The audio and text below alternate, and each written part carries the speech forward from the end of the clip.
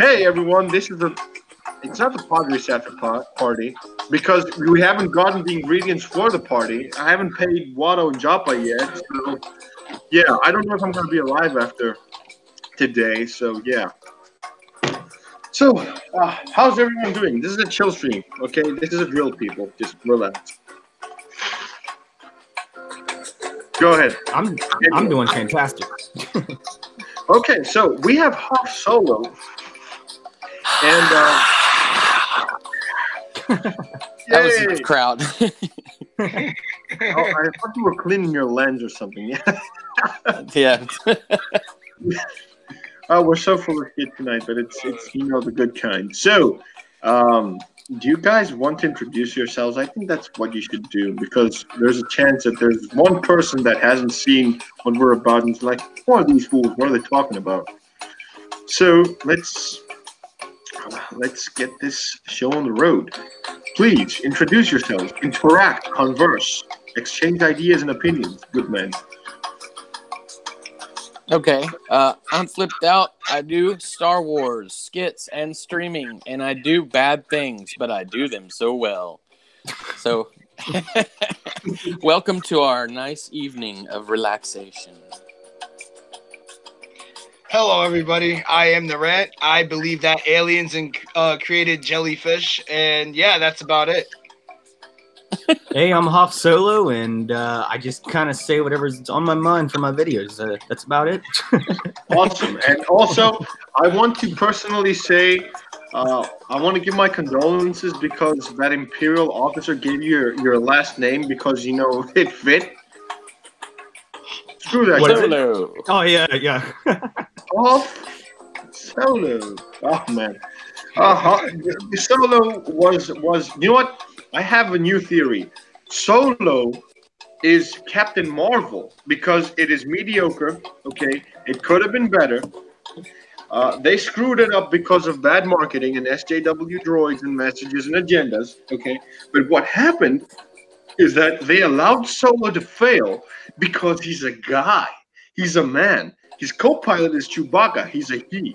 But they weren't going to let Captain Marvel fail. Okay, this is the only instance when I want to talk about Captain Marvel because I don't want to talk about it because I'm giving it too much importance. But let this sink in.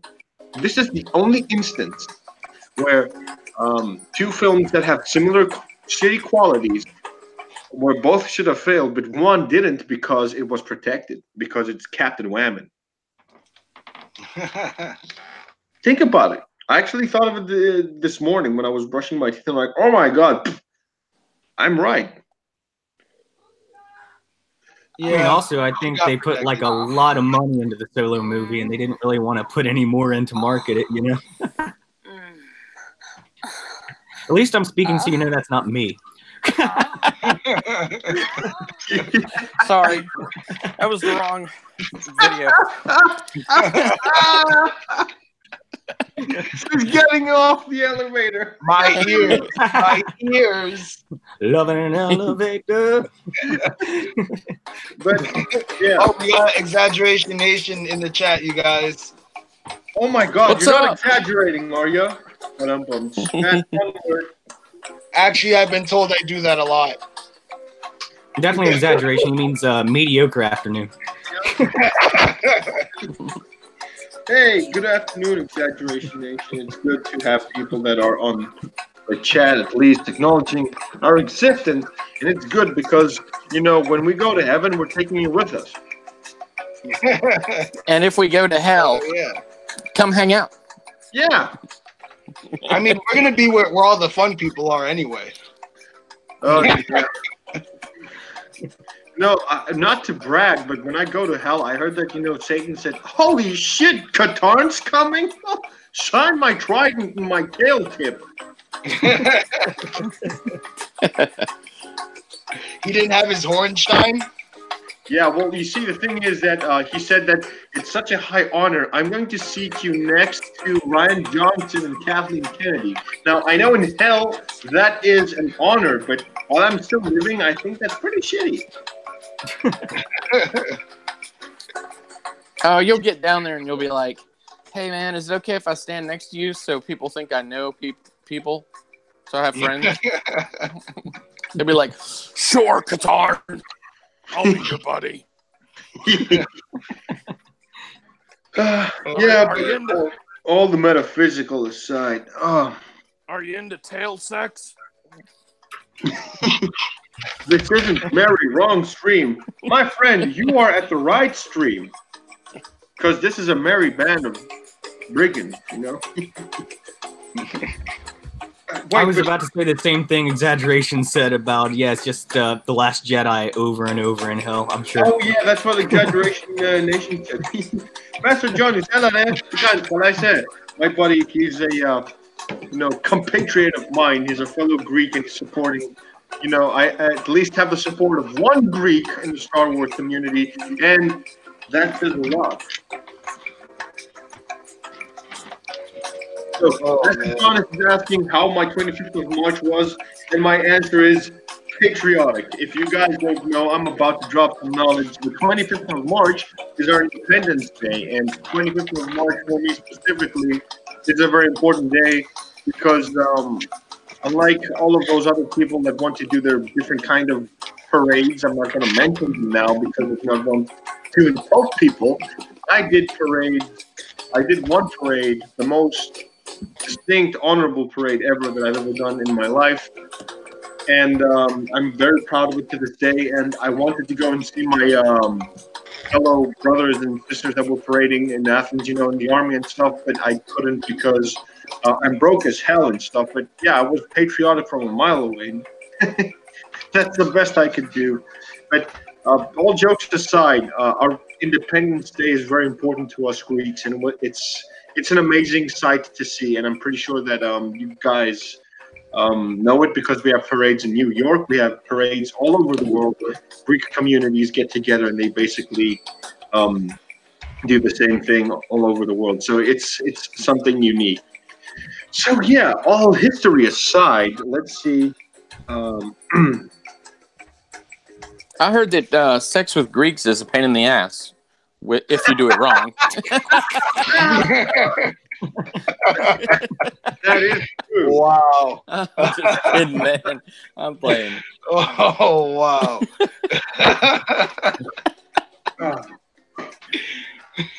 It is because if you give them shit, they're gonna crawl up your ass, literally. But yeah, so before I become more degenerate with my people, because but anyway, the thing is, yeah, it's good to be home. Okay, this is my second week home, and it's my first week alone. So yeah. Oh, by the way, there's a dead hooker in my kitchen, and you guys know what I have to do because I'm all out of plastic bags, and I don't know how to dispose of it. Acid. Oh my God. Hey, Flip, this was your idea. I'm sorry.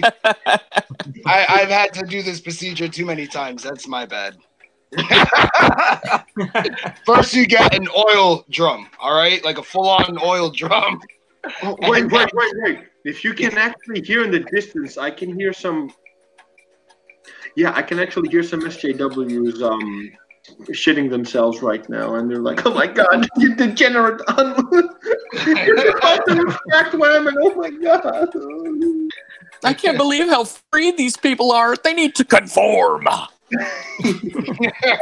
And Master John has said, something that is right. The sex is good because, guys, Greek girls are phenomenal, but the making is a pain in the ass. You see, people around the world have things mixed up about the Greek. Okay, revisiting that. Just to clarify, we did not invent butt sex. Okay, we did not invent anything that has to do with being a pain in the ass and stuff. We're just good at sex, but some people took a completely different route.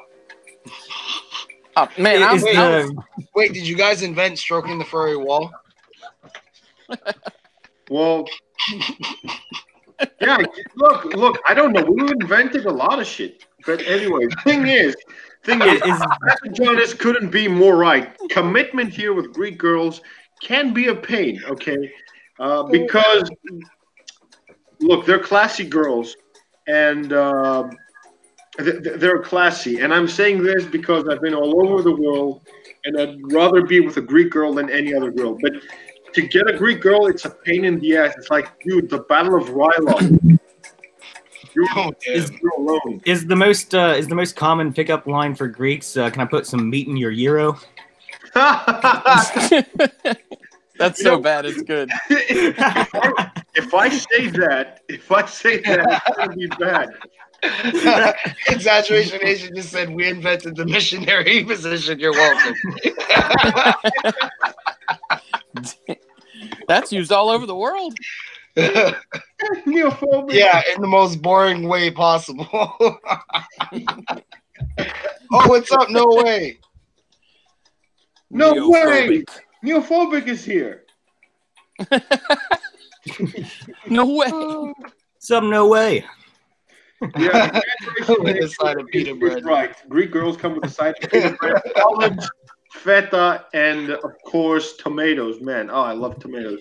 I actually relinquished meat in the past few days because I haven't had like a good, tomato. But the thing is that I kind of missed Greek food and stuff, and we're kind of fasting right now because it's all religious and stuff.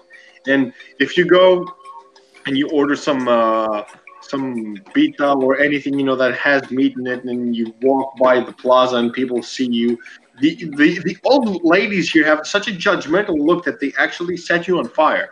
And we're very religious people, so yeah, I believe that shit. So I said, okay, just stick to tomatoes. It's like 23 days until the fasting ends, and then you can tear those animals a new one. I'm going to go on the pork fest. Now you have to get what kind of porking I mean, but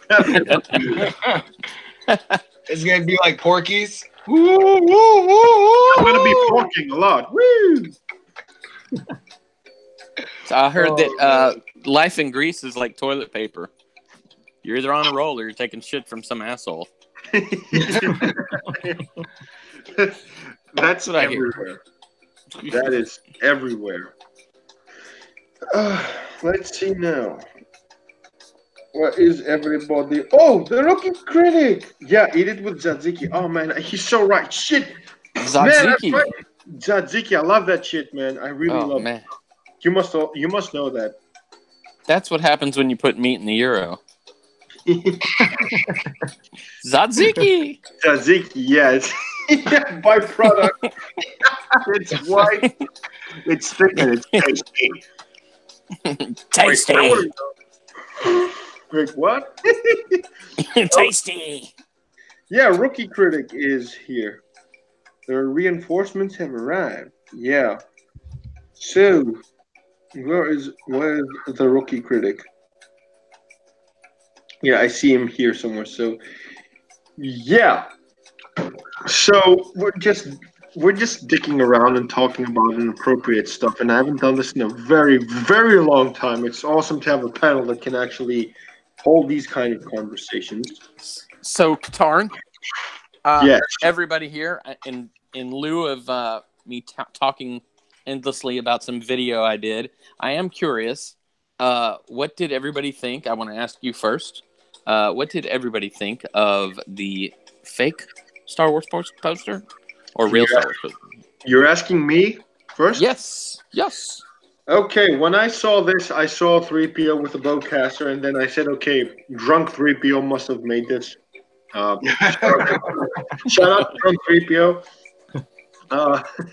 Look, I don't know, okay? I'm only going to believe what I see when I see an official trailer, because what gave it away for me is when I saw the Star Wars logo at the bottom of the picture without even the words Episode 9 or title. And if you see the First Order Stormtrooper in the middle at the bottom, he had kind of like a clone trooper apparatus. So maybe they're leaking something, or maybe they're making something up. It is 50-50. At this point, I don't know. Nobody knows.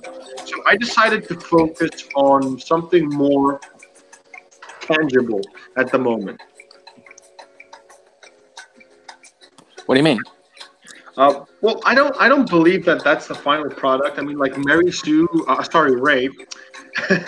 is holding the lightsaber now, the repaired Luke Skywalker lightsaber. I'm not calling it Ray's lightsaber. Sue me. So, um, and it has I see the hue, and it's not completely the traditional blue. It has more of an Arctic blue sense to it. It's like um, more open colored, more like sky blue or something. And then I see Kylo Ren with his mask prepared, and I don't know, maybe that could have been an old concept poster for The Force Awakens. And maybe they just decided to scrap off some characters and whatnot. Because one thing that I'm calling from now, I could be wrong, but I don't care. Chewbacca is so dead in Episode 9. He wouldn't be on that. Don't tell me that, man.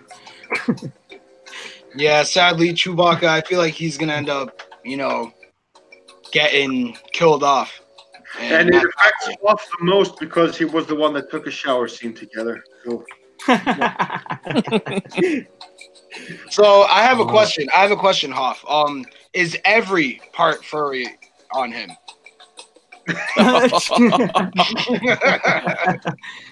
Well, I would say he's already naked, basically, like a dog. So, maybe, like a Red Rocket type of situation. Who knows?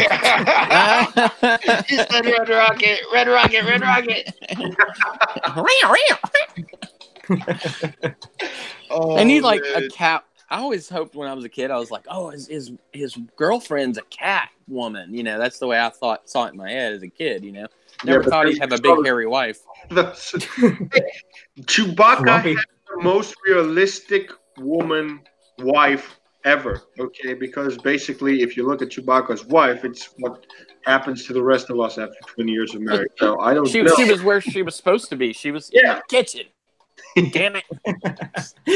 Wait, I can actually hear a soy boy crying from a mile away. Oh, you sexist, disrespecter. Oh my god. Whammon.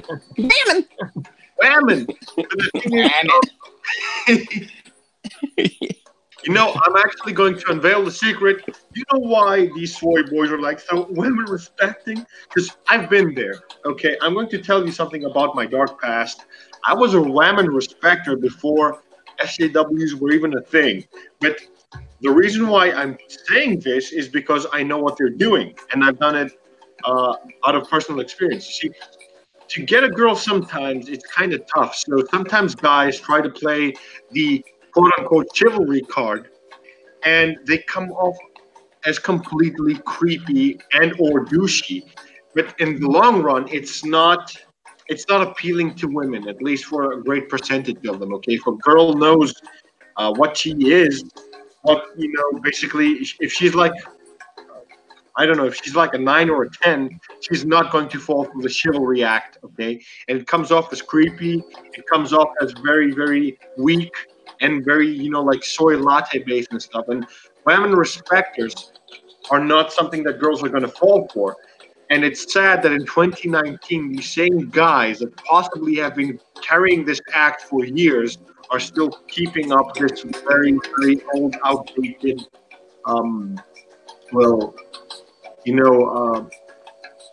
tactic to get the girls. That's what I believe. I know so because I see how they are. I've been a douche in the past. I've tried every single way to be able to get to attract girls and stuff, but it never works when you're not honest in yourself. So right now, I'm still a douche, but I'm honestly a douche. So yeah. So wait, hold on. Let me ask you a question. Did you get the money first? And then did you get the power? Rant, you have a question, I believe. Did you get the money and power first? You're not supposed to say that on the stream, man. We're live. Scarface, bro. Now I find it. I find it interesting. I always wondered, what's the difference? What's the difference between coming off creepy or sexy? And I've decided that it depends on how handsome the woman thinks you are. Dude, that is exactly the factor. You see, if a girl likes you, if she likes you for who you are, girls know. Chris Rock had the best line when in one of his stand-up comedies. He actually said that when a girl handshakes a guy for the first time when they're being introduced, she knows when she's sleeping with him. Okay, so you can try to pull off anything. You could be a friggin' F-14 pilot. You could be someone that's living in his mother's basement. You could be anything, okay? If the girl likes you, she is going to pull out all stops and she's going to go for it. And I've always said this, and it's true. It's the girl that always calls the shots, okay? You could be the most attractive guy ever. If the girl doesn't like you, nothing's happening. If the girl doesn't like you, she doesn't initiate the whole thing, it's not happening. Yeah, but I'm saying you could say stuff that normally, like when you've had a girlfriend or you're married or whatever, it comes off like, oh, that's sexy, But you say that same thing and a girl doesn't find you attractive, it comes off creepy. Like this time I was trying to talk to a girl about having sex with midgets and she thought I was really freaking weird. I don't understand it, man. Maybe it's just me. Maybe I'm not handsome enough. No, but seriously, if you're, if she looks at you and she's attracted to you, then whatever you say, like, hey, at the right moment, of course. She's willing to give you leeway. I mean, girls do get off-put when you talk stupid shit, and I'm telling you that again from personal experience. When I'm about to hit that home run, okay, when I'm about to be in that final stretch for that gold medal in that 100-meter dash, I then suddenly trip all over my stupid face, and then I finish 8th. You know why? Because of one wrong move. And 8th? Who's the other 7? And why were they there? Damn. For real. Yeah, you see, that's the scale of the fail that I'm talking about. So the thing is that you can say a thing. You could be going very well. You could have all of the one-liners that a girl might want to hear in the world. But you might say that one stupid thing that pulls the whole thing off. And I'm convinced that if a girl likes you enough, she is willing to give you some leeway. She's going to be like, oh, yeah, okay, I'm going to give him some, but I'm going to pretend that he just never said this thing, okay? I'm going to be drunk off of my ass and stuff. But, yeah, it has to do with, finally, if the girl likes you, okay? You could be attractive. You could be objectively good-looking. You could be objectively well-built and stuff. And because girls know this, they're cruel to guys. I've actually seen a girl objectively call a guy that was ripped, okay, that had a very nice, good-looking body and stuff, say, I'm not into muscular guys because, it's all about personality. And then I'm like, I have personality and I look like a bag of shit. He's like, no. I'm not talking about you. I see you as a friend.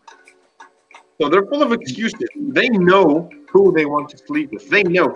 As soon as they enter a room with guys, well, if they enter like a coffee shop or a bar or something, when they basically scan like a pro boy, like, and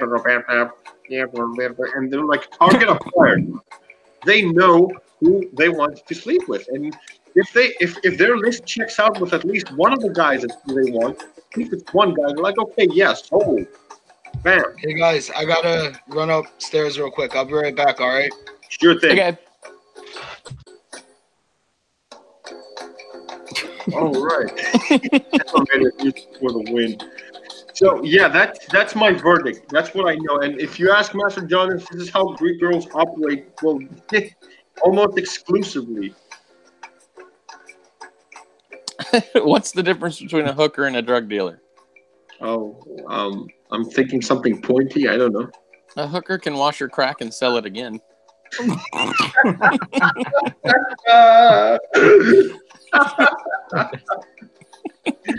Oh. Welcome to our crazy show. Thank you. But basically, yeah, this is how I think that everything is. You know what's ironic? I'm 27 years old, and I know more about girls than I used to know at 23. But the epitome of boldness of the naive is when I was 23. I didn't know shit, and I went headstrong. I did have a few successes. I had a lot of failures, but now I'm very reluctant to get back in the game because I'm like, okay, I know how this goes. I have seen my moves. I have been checkmated in a long time before this game even starts. Okay, and I'm kind of reluctant, and I'm not afraid to admit it because this is how things are right now. The older you get, the more experienced you get. But sometimes you have to calculate, how you're going to go on about some things. Hey, Katarn. That is true. I just realized that we might have a special guest, but he's not here. I think he's at Hoff Solo's place. Is Christopher Walken over there, man? Yeah. You want me to bring him in real quick? Yeah, I was just wondering because he said he, I sent him that money and he said he'd come on. He lives near you, so that's awesome. If all right, there. yeah, let me get him in. Hey, Chris. Hey, yeah, what you want him to say anything to you guys or talk about anything? How does he feel about women? I guess, or just Star Wars or whatever. All right, yeah, Chris, get in here. Yo, guys, what's up? It's Christopher Walken here. How y'all doing today? Oh, you got my money. I'm so glad, Chris. We're good. Chris. We're good. I got a lady right now, actually, and she's a real hottie. And when you're Christopher Walken, you don't really have to say much. You can just be like, "Bam, let's do it, baby. Come on." That all right, Chris, I think awesome. That's enough, man. Get out of here. Go be with your lady, Chris. All right, see you guys later. Have a good night. More cowbell. I need some more cowbell on the track. It's awesome, man. That's good. That's awesome, man. I've got two people who can do voice impressions on here. That's pretty cool. Awesome. Exaggeration wants me to do. He has a request for Christopher Walken. Sorry, not me, but Christopher Walken here. Let me get these lyrics up here. Read the song, baby. Got back. All right. Hey, Chris, here's a request. All right, I'm back. All right, so there's this rapper, Sir Mix-a-Lot, and he says, "Oh my God, Becky, look at her butt. It is so big. She looks like one of those rap guys' girlfriends, but who understands these rap guys? They only talk to her because she looks like a total prostitute, okay? I mean, her butt is just so big. I can't believe it's just so round. It's like out there. I mean, gross. Look, she's so black. And I like big butts, and I cannot lie. You other brothers can't deny. When a girl walks in with an itty bitty waist and a round thing in your face, you get sprung. Want to pull up cup because you notice that butt was stuffed. All right, Chris, get the hell out of here, man. That's enough. That's enough. That's really. See, that's not a good one. That's not easy to do. That's good. That is not easy to do. Sorry about that. I had to pay my local mobster some protection money and stuff. So, nice. Which one? What were we talking about the other day? Hey, Flip. Yeah. Do you remember that one time that we had Hondo knock on the stream? Oh yeah, Hondo.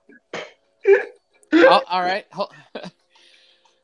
I don't do Hondo. I'll do Obi-Wan sort of for you.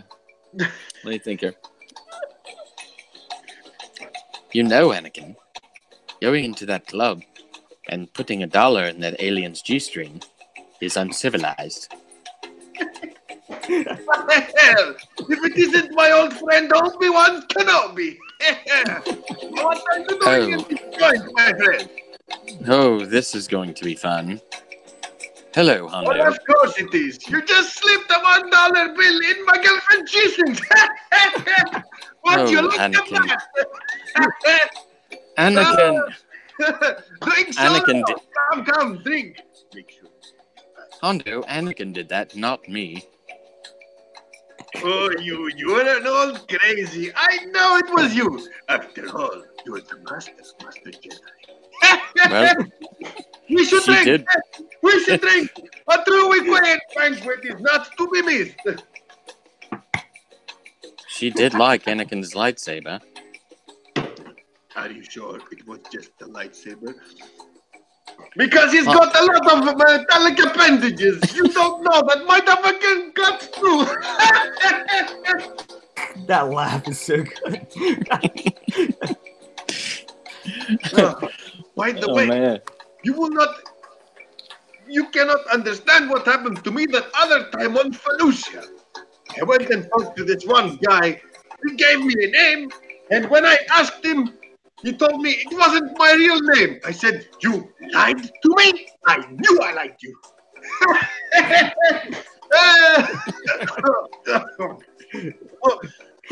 I should stop drinking. Give me another round. Okay, yeah, okay, Hondo, please, you're just being loud. My grandfather's sleeping, and you're gonna raise my grandmother from the grave. Just, yeah, thank you. I'll pay you next week. I'm streaming here. Hondo. Hey, Hondo. Why do women rub their eyes when they get up in the morning? I wouldn't know, Master Jedi. I leave that wisdom to you. They don't know. They don't have balls to scratch. If it isn't my old friend Obi-Wan Kenobi with his jokes. Well, I'm accepting my payment next week for those disruptors that I got for you. Thanks, Hondo. And remember, keep the girl well, because she owes me a lot of money. Well, boys, we're getting out of here. This place is not profitable. We do have Republic credits. What do I look like? A senator? I only want to be paid in spice. Boys, we're leaving. Yeah, bye, Hondo. You can That only was- say Hondo if you're loud. That was excellent. I like that. That was good. I know. So, Hoff, I never heard what you thought about the poster. Oh yeah, sure. I'll give my little opinion on it here. I think it has a lot to do with Disney kind of testing the waters, because what we kind of seen like some different titles maybe for Episode 9 a couple months ago. None of them turned out to be proven or disproven at this point, just like this poster. But I do believe this was put out by Disney. I do think it's quite possibly legit.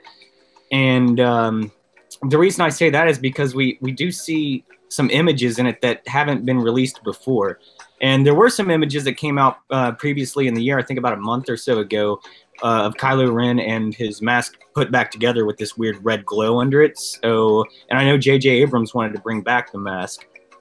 So I think it's legit, even though I don't personally like what's going on at all with it.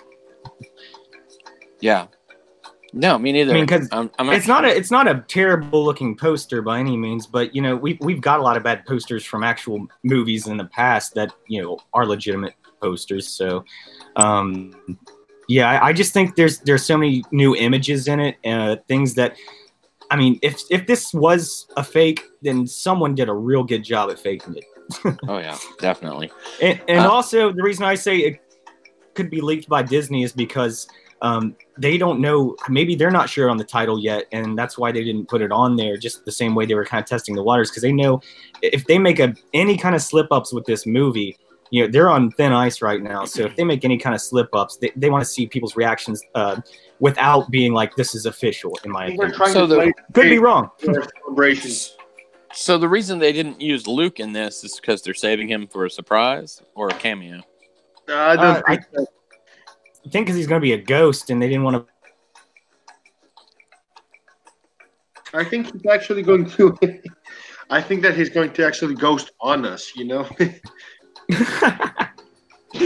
because he's going to be a cameo, You see, this trilogy was never about the legacy characters. Okay, when I first heard Episode 7 was coming out, I thought that they were going to expand on the EU and maybe give us, like a Jedi Academy kind of like thing. I was expecting to see Kyle Katarn. I really was so young and naive when I think about it. I got excited. Yeah, same here, man. I was whenever Disney bought it, I was like, man, they got so much money that they can put into this. It's gonna be awesome. And then Yeah. they're just, I think, trying to build their own future out of it rather than kind of. And in 2012, identity politics was not as big as it is today. What is up, I guys? think Disney's a big part of that too. Yeah, I'm looking at the poster now. This Carrie Russell character, man, the costume. I'm not trying to be rude or be negative in any way, but I can't help it. It looks like something you'd see in Buck Rogers. Yeah, it does. It's like that is. But poor the reason I attempt. think it's official is just because there's so much new imagery. I don't think anyone who could Photoshop something would actually have access to these like stock photos of Poe in that scarf and Rey with her outfit and everything like that. So Yeah, that's Poe my looks like opinion. someone that's I don't know, in Operation Desert Storm in Iraq like 10 years ago.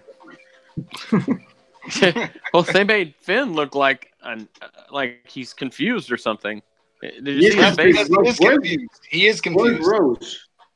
He is confused. Well, where's Rose? He looks He's like, why am I still alive? He looks like, and I'm trying not to be rude about this, and this is not a racial thing, guys. This is just funny looking face. He looks like, where do you want me to shoot, master? He just looks weird, dude. He does. He- He does. He's always kind of had this like remember when The Force Awakens the trailer came out and it's just like every scene of him was just like panting or breathing heavily and he's just kind of scared. I think that's just part of his character. He's And always sweating. running. Don't forget the falling. sweating. No, Don't forget speaking the massive amounts of sweat. speaking Then you of got- panting, do you know what I actually realized? Do you know what Hoff Solo's punchline is to ladies? Oh no. Oh, please don't.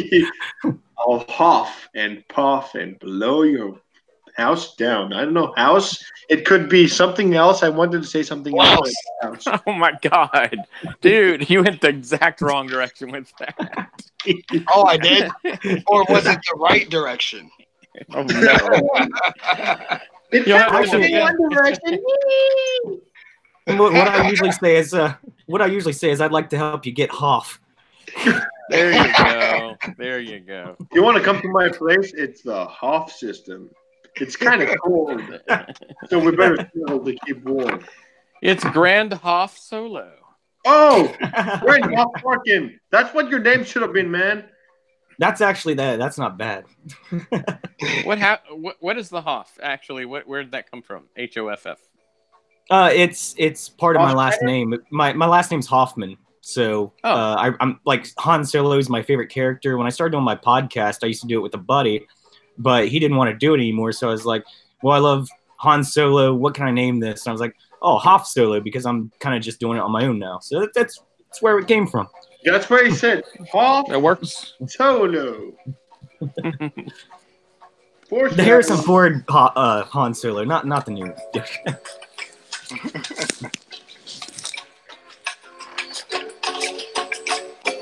Get that music. By the way, guys, don't ever do death sticks when you're live. You see things. Get that dragon out of my room. Hey, Holy they said shit, you see that unicorn? they said take the death sticks, not the death sticks. You don't have to yell. I'm kidding. What? Don't eat the death sticks. I'm tripping balls, man. Don't eat the death sticks. You can't No, hear me. how You've eaten would- too many. I wanted to do a Professor Farnsworth impression. What? Oh, What gee, did you say? Oh man. Professor Farnsworth. I had a friend of mine that could do Bender very well. Oh wow, That's Bender. my shiny metal head. What? Oh no. Don't hear me. I don't want to live on this planet anymore. But yeah. Is it just me or is that music getting louder? We should do this more often. The next time we do this, I need to get a bigger supply of death sticks and stuff. And people are gonna think that they can find the time. I'm like, no, because I cannot afford to get high.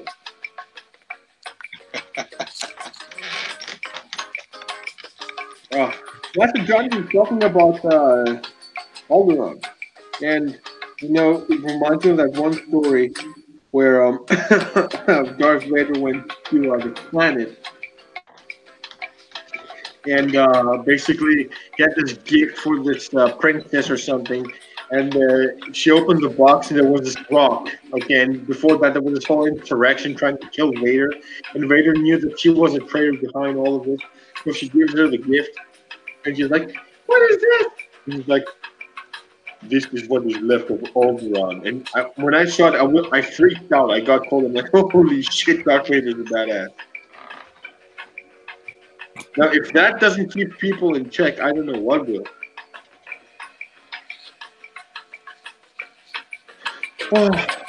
Every Star Wars fanboy's punchline to girls. What? Huh. Are you thinking about it as you go because it isn't working? No, I'm trying to think of a punchline. I'm trying to think of one. Oh, God. Punch it! How do you rape a camel? One hump at a time. Yeah. Why do dwarfs laugh when they play soccer?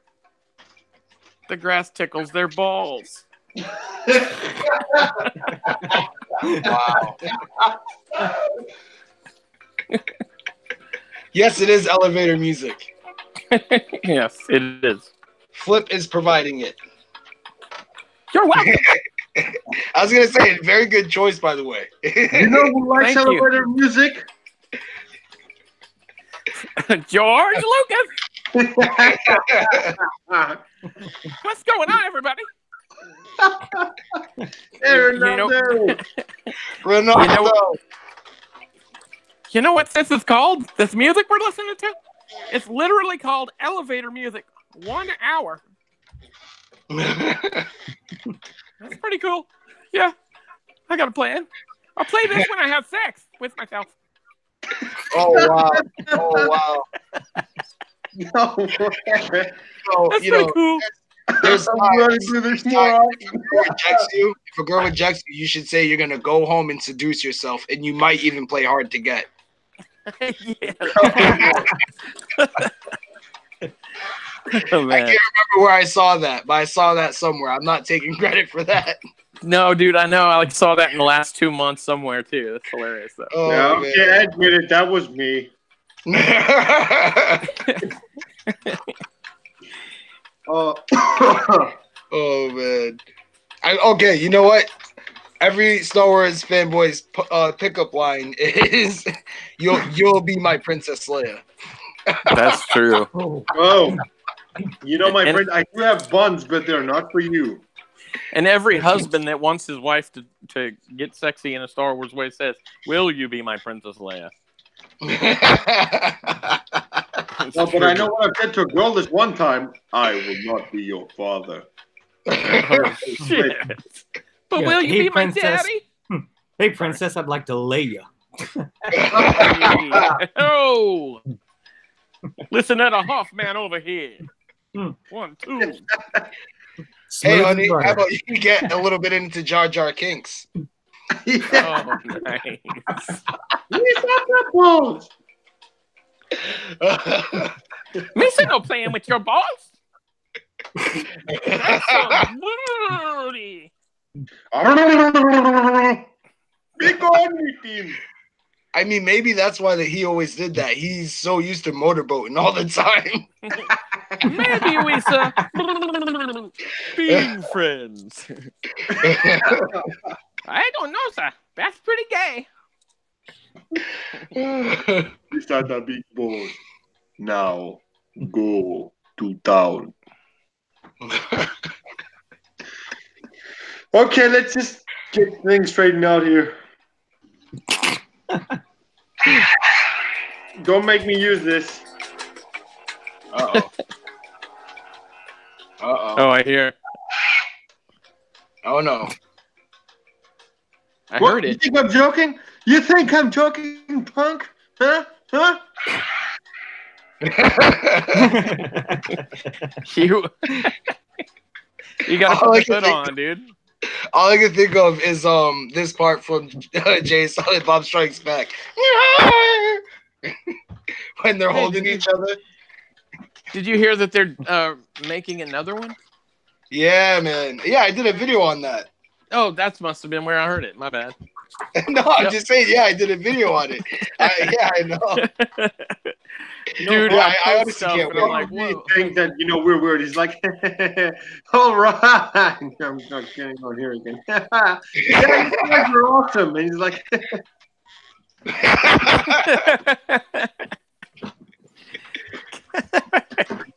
and he's got this cold cringe like, what did I get myself into?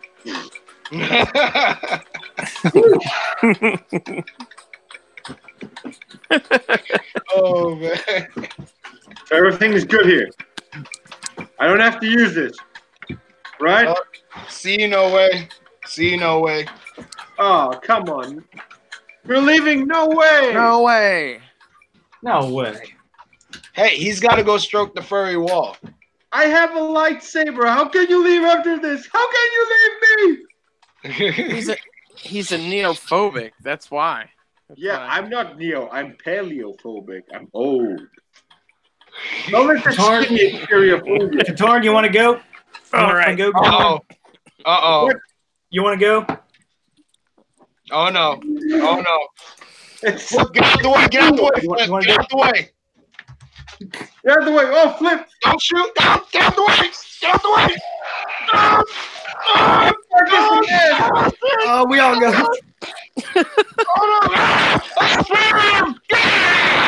Look what you done to me. I got this. Come on.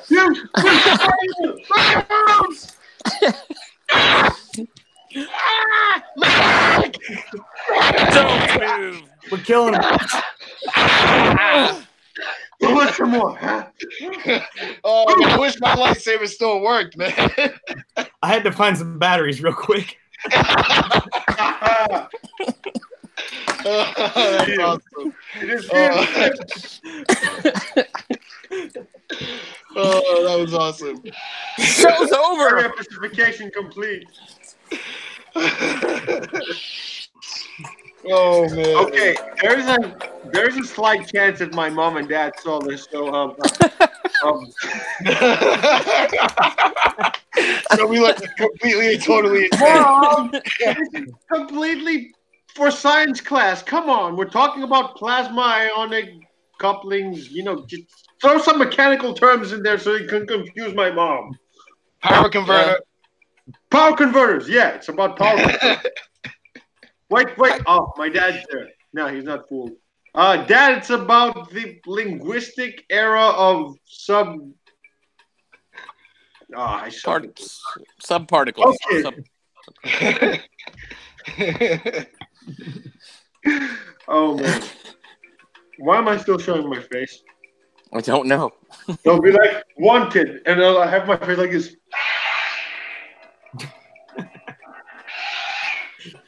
I didn't want to use this. I didn't want it to be this way, but you guys left me no choice. It escalated real quick there. I mean, that got out of hand fast.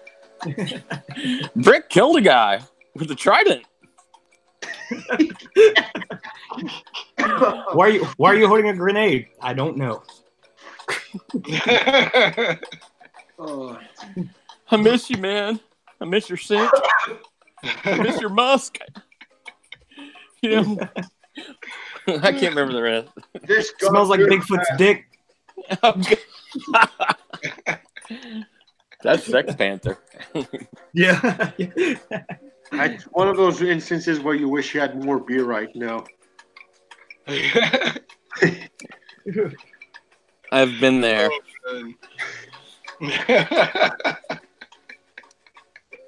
Quick, someone go on a beer run. Damn, I'll just make him jealous if I do that. And I'll have to get down to the bottom of a bottle of change.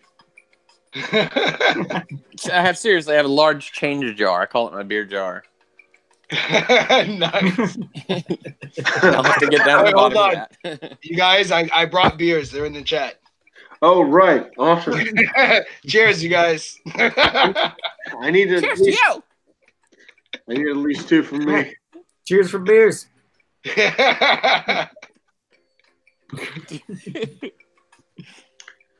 I'm watching hockey right now, actually, so I always drink during hockey games. So lucky. Well, I hope they murder him. I think during the Hunger Games. Thirsty games. Oh, man. Oh, I'm getting old. 27 is a crucial age. I hear 50-year-olds going like, fuck you. I wish I was 50. 27. Qatar. Fuck you. Yeah. I'm 30, I'm 45. man. No, I'm sorry. Look, you look very good for 57. Fuck you!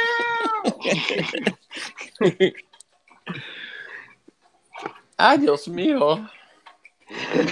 Age ain't nothing but a thing. Cries in Spanish. Hey, I have a question. Like, okay, so each one of you, if we can manage to get around the ring this time, We would still you get like the to rant? live- What he said. Yeah. Hey, Rant. Let's start with you, bro. If you had the chance on your deathbed to sign a piece of paper and become an android, like they say, all right, you're gonna fall asleep and then you're gonna wake up as an android, but you'll live another 1,000 years easy. Would you sign that paperwork?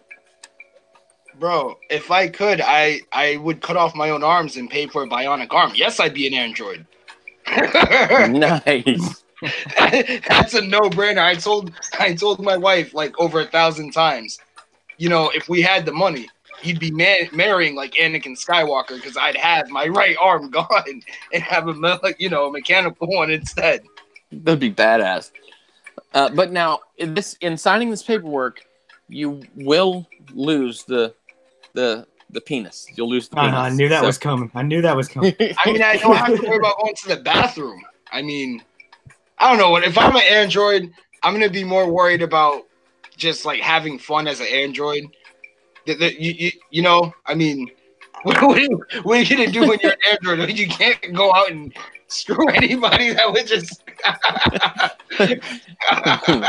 Okay. So now I'm going to change it. And let's say that the paperwork says you won't have a penis, but you'll have something there that will feel similar. I honestly don't care either way.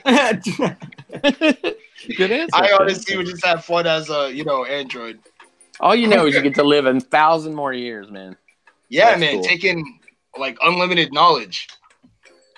I'll Hell take yeah. unlimited power because if I were in an android, I would be like General Grievous. Even if they cut the whole thing off, I don't care. That's I'd what have I'm saying. arms. That's what I'm Qatar. saying. You sound like who's that guy that they used to be on YouTube that you did an impression of? Let me tell you something. These guys gotta watch Star Wars. Who was that? Which one? Wait. You did an impression. You sent me a video of yourself doing this impression randomly one day. I can't remember the name of the. Oh, right. Wait. Guys, I have a very, very, very special person that you will definitely want to talk to. Okay, here goes. I'm going to give him the floor as long as he can get his disgusting ass in here. Oh, man, no. Well, that's what you said earlier, but you didn't mind sucking my dick. And Mr. Plunkett. So, Mr. Plinkett. Hey, how are you? What's up, man? I'm very good. How are you? I'm doing my best here. So, I heard a lot of shit that General Qatar was talking about, but for a specific amount of time, I couldn't hear him because he was busy sucking my business. Anyway, does anyone want a pizza roll? I've been hiding them under my underarm for some time. They're still Oh, so they're warm. Oh, so they are warm. They are. Yeah, fuck it. Why not? Yeah, I don't know. I'm a little bit of hazard there. Now it's none of my business over there. I do also have some under my business. So anyway, why are we guys talking? They smell funny, Mr. Plinkett. I don't know. Oh well, that is not. I don't know what happened. I used deodorant already before I put them in the oven. But anyway, we were talking about other things like Star Wars and Episode 9. And Hey, Mr. Plinkett, well, yeah, would you be an android? an android. Well, if you qualify me for being in one of those, you know, one of those things that actually gets my fat ass from here to there, yeah, I guess I am an android. I haven't had an erection since 1982. So I guess I qualify for an android. So okay, you feel like you qualify as an android. There's a question for Mr. Plinkett there in the chat. Okay. What is it? I don't know what it is. All of these chats, you're confusing me. It says, how do you feel to be the reason of the prequel trilogy hate existing, Mr. Plinkett? Oh, not this again. Are you really going to obsess over the prequels? I mean, I love George Lucas, and I love what he's done with the original trilogy, but the prequels left a lot to be desired. He could have hired another director to do the movies, but the main thing is that nobody out there was brave enough to do directing, you know? George Lucas is an expert storyteller, but he also has a problem of wanting to do things his own way, and he was also surrounded by a lot of yes men. You remember that one time when I got attacked by J.J. Abrams and George Lucas in my own house? I can't believe I survived. Oh man. So, Mr. Plinkett, are you good? Yeah. And you should get back to sucking my dick. Okay. You don't have a dick. That's what you said earlier when I buried it deep down your throat.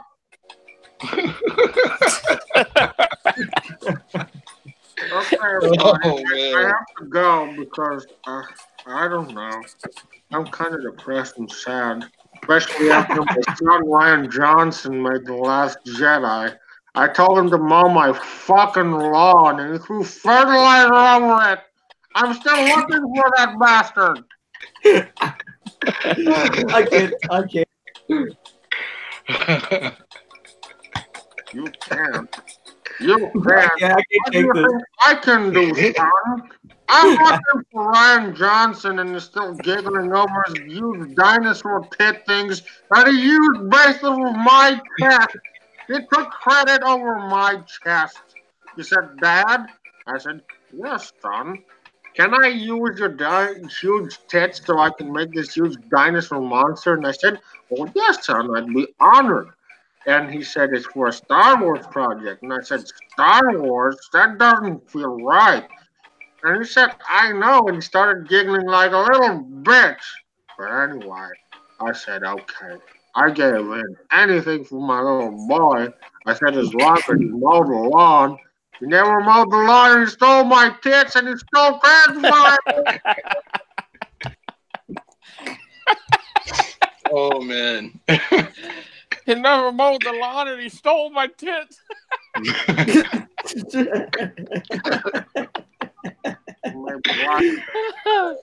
That's awesome.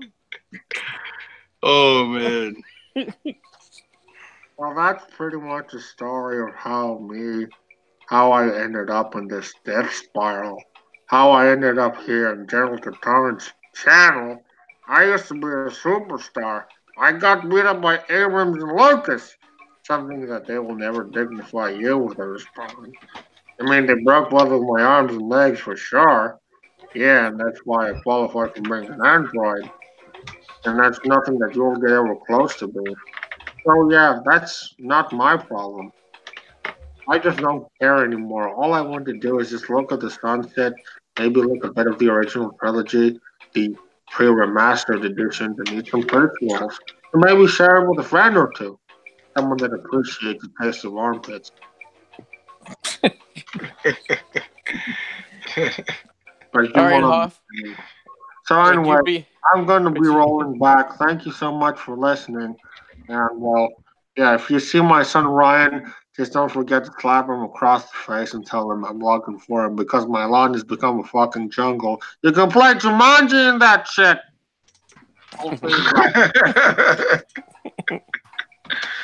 Okay, Mr. Plinkett, thank you. Go fuck off, you faggot. Wow, he's edgy. Man. Well done, well done. Did I miss anything? Oh yeah, Just- maybe just a little. Just huge tits, man tits. Pizza rolls. Plinkett say that Ryan Johnson got credit for Mr. Plinkett's tits instead of his own for the space walrus scene. That would seem completely plausible, Well, it was quite the visual, that's for sure.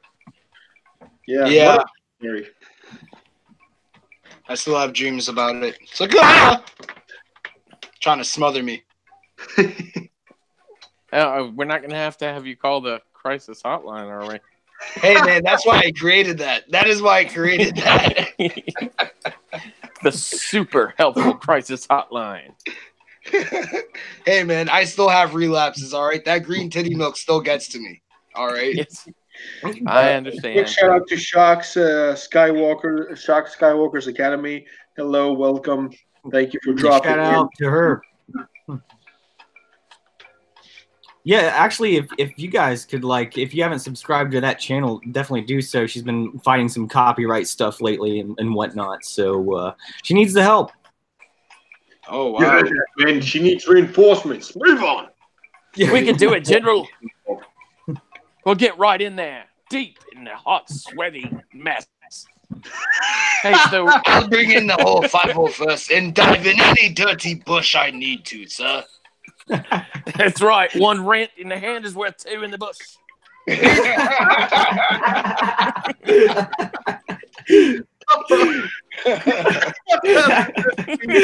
Funniest stream ever.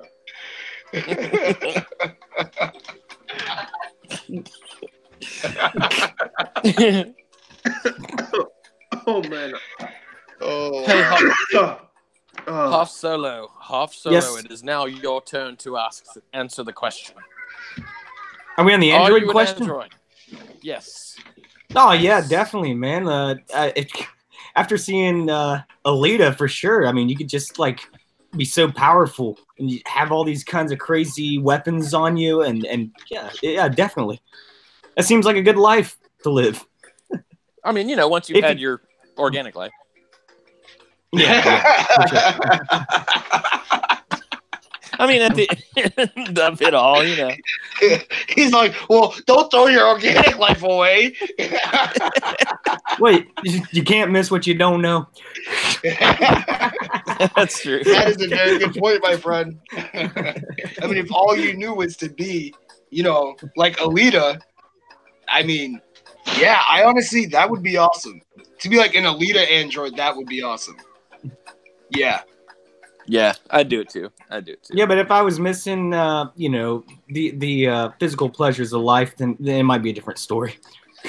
Well, they probably give you the electronic penis, but also they might not if they want you to be like a mean and angry, General Grievous type, I always figured that's why he was so pissed off, that is so my style. Yeah, this question's been asked before, but what about Darth Vader? What has he got going on down there? Is that why he's so pissed off too? That shit burned off. Yeah, that's what Did I it? assumed. 'Cause he was That's the laying question. face down. He was laying face down. I'd say so. Oh, General Shaq Skywalker's got a question. Yeah, I actually responded to that. Oh, I see. If you want Sin, sure, why not? Because if you can actually find our perverted little stream funny, then I guess that you got it. Yes, sure. We need another Skywalker on the stream. Okay, so all the There is another. there's another. I wish I could do Yoda. I can't do Yoda. Another there is. No. No, I can't do. Look, I can't do CDS's voice, but I can do Yoda's laughter. Wow. Coincidentally, That's spot on. it's also Grover. Would you like a peanut butter and jelly sandwich? and Fozzie Bear. That's right. Yeah, what did he used to say? Yaga yaga yaga or something like that. Waka waka waka. That's it. Yeah. Waka waka waka. My son watches Muppet Babies. I'm Wait, all like, I think I got the hang of Master Yoda. I think I did. Ah, Father, powerful Jedi was he? Powerful Jedi. Oh, come on. Yeah, that's actually pretty good. not bad, not bad. I don't even know what I'm doing. We're wasting our time. No, I will help you not. Unless I can have your peanut butter and jelly sandwich.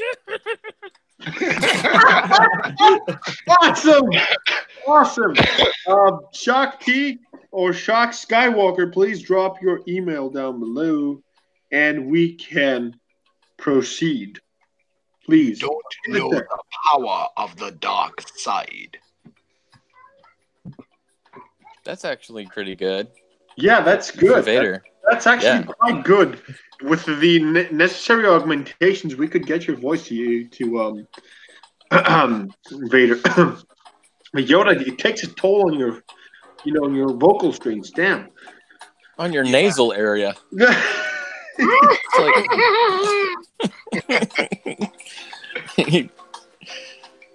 Looking, found someone. Have you? What? Found some alcohol you have.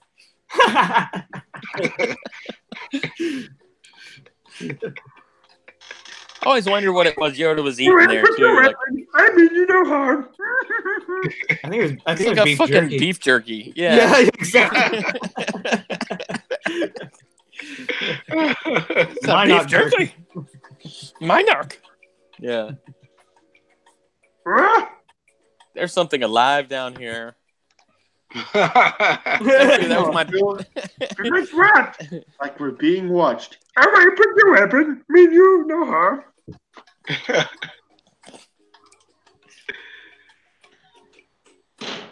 I'm looking for a great Jedi warrior. Huh? Wars not make one great. Okay, let's get our next guest on the stream. I'm running out of beer. Ma! The meatloaf. Meatloaf. You ever seen Wedding Crashers? Hell yeah.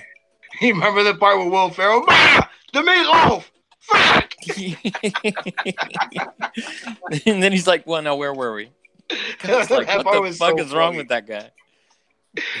He crashes funerals. There's a lot wrong with him. Hey, I'm Yeah, gonna that's tell you right. one thing out of personal experience. When I watched that for the first time, especially when it reached the funeral part, I thought that it was sick. I thought that it was decadent. And then when I actually realized something, funerals tend to turn some girls on. It's like weird, but it does. You have Girls no are very idea. emotional creatures, so yeah, they're vulnerable when they're emotional. I know. I've been there. If you have, We all if you in the 80s, if you had sex with a girl at a funeral,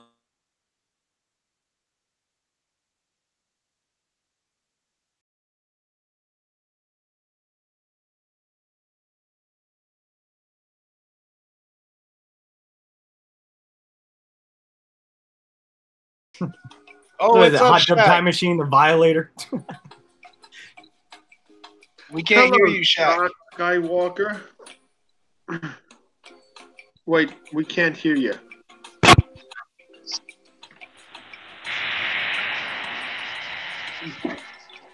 Separatists That sounded are like transmissions. Try to push through. we're receiving multiple transmissions. You know? Much, There you go. much better. You hear now? Yeah. Can you hear Mess me with the now? All flux. right. Very, very well. Can you hear me now? No.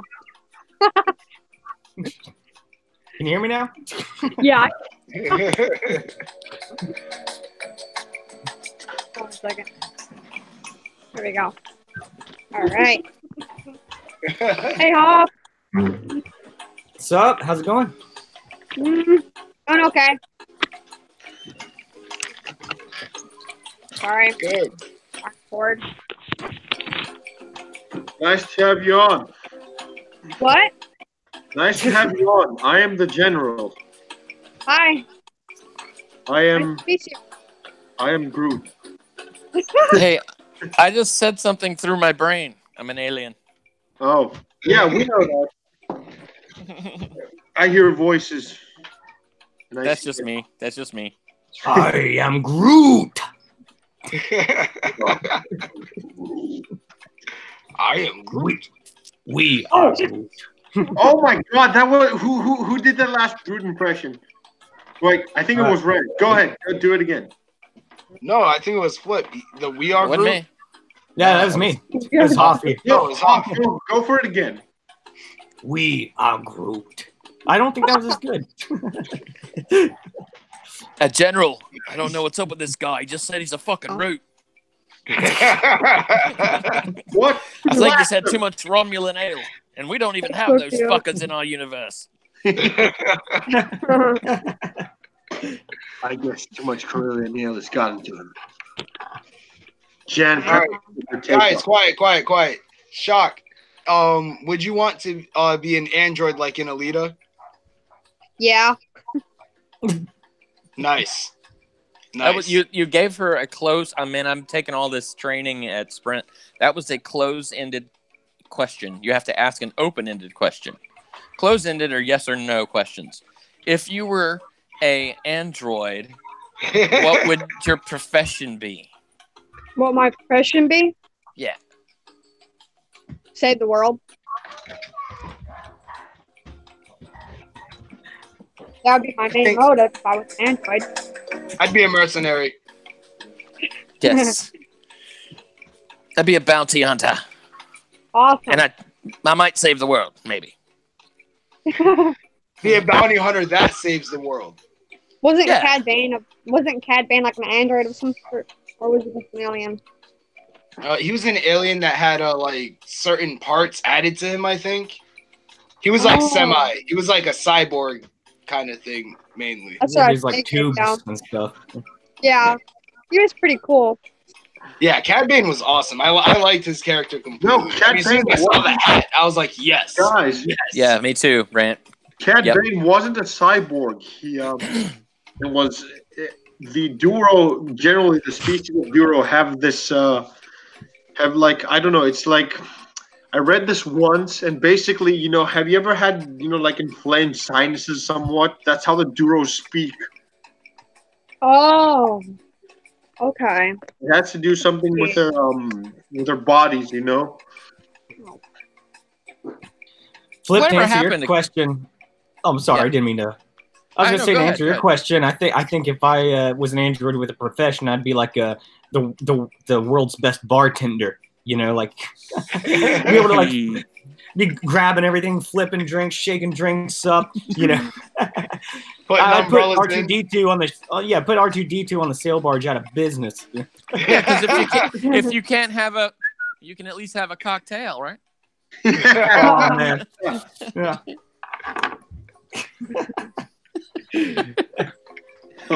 Oh man. Well, Katarn, I'm just going to be playing Jedi Outcast, and I am envious because Oh my Jedi god. Outcast has to be my favorite game ever. Awesome. The multiplayer in that was phenomenal. Like flipping off walls and stuff. The lightsaber combat so good. Yeah, game mechanics. Lightsaber combat evolved in Jedi Academy, but the story in Outcast was far superior to Academy, in my opinion. Yeah. Yeah, I remember playing both of those games. They're pretty good. That's I how I remember- got inspired by the whole Catan concept. A part where you had to speed boost through this thing, and it took me quite a few tries to get that one. I was a lot younger then. True. I still own them. Nice. Yeah, awesome. Maybe I'll break them out soon. Yeah, that'd be awesome. Oh yeah, do some Yeah. streams playing it. Yeah, you ought to do a game I'm also thinking walkthrough. about it, but my computer actually doesn't support this game because it's like outdated or something. I'm sad. Yeah, I found my old copy recently of like what was it, the original Jedi Knight for like PC, and I don't know how I'm gonna play that again, but I still have the disc. Guys, Jedi there Knight was a 2. there was a game that came out for Xbox, the very first Xbox. It was just called Xbox, and it was called Obi-Wan. I still have that game. It is a phenomenal game. You ever heard of it? No. No, I haven't Yeah, I'm heard gonna of be it. honest, I don't think I have either. Yeah. Hold on, let me see if I can get it. I'll put it on screen. I had like Jedi Power Battles and the Phantom Menace game for PlayStation 1. Whew. I'm digging this out of this drawer. Master Just John stuck. He's stuck at the Nar Shaddaa mission with Lando. Was that before or after you fucked droids? I think that was right in the middle. While he was. Oh wow. Oh yeah, I remember that Oh, cover wow. now. Yeah, I've dude, I seen remember that. that now. That's Yeah, cool. I never played it though, man. I'm gonna have to find that. That's crazy. It is Yeah. a I good do game. remember that Absolutely. cover. Yeah. Just Kyle screen. Katarn was the inspiration for my channel, for my fan fiction, for everything.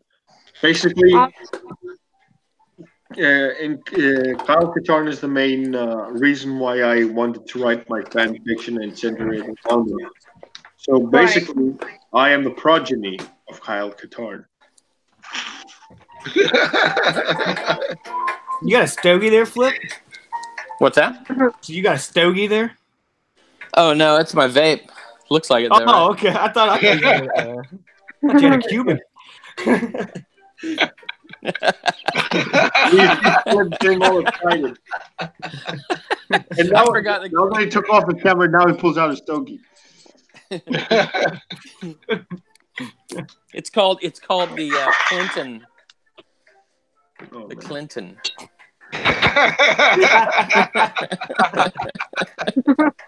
It comes all wet and it's just interesting.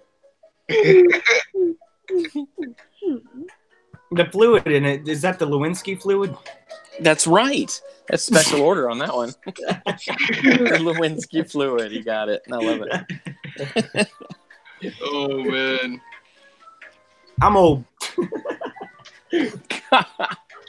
No, I'd be my no. dad's age. He's 53.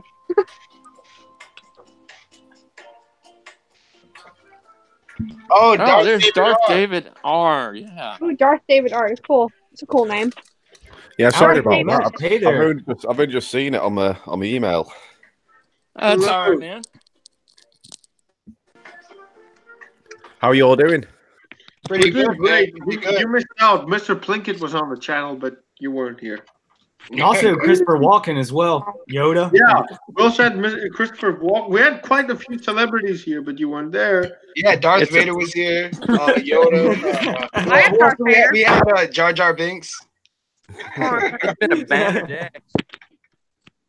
How are you, dude? So, David? what's the main talk today, anyway? Oh, Well, we Go ahead. Chill Go ahead, screen. Katard. we're just talking shit. That's all I said. Been a hell of a time, I'll tell you that. Oh, look at Vader. Hey, my Yep. hockey team just scored. Yes. Tied up. Awesome. Nice. Sorry, I'm trying Not- not to. Not my team. I don't play.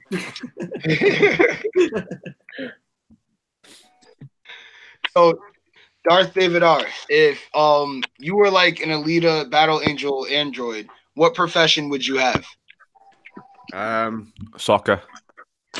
Nice. Soccer nice. Android. Hell yeah. Wait a That's a minute, good wait a answer. minute. Doesn't it burn you inside to say soccer? Yeah, it does. It does hurt to say soccer. Yeah, it should Oh, be then say football, but you know. exactly. Say football. Say football. Speaking of soccer, you ever played with dwarfs? Why are they always Uh, laughing? Hey, the smaller you are, the faster you are. So Hey, is I hear that I hear they're always laughing. Yeah, the grass tickles their balls.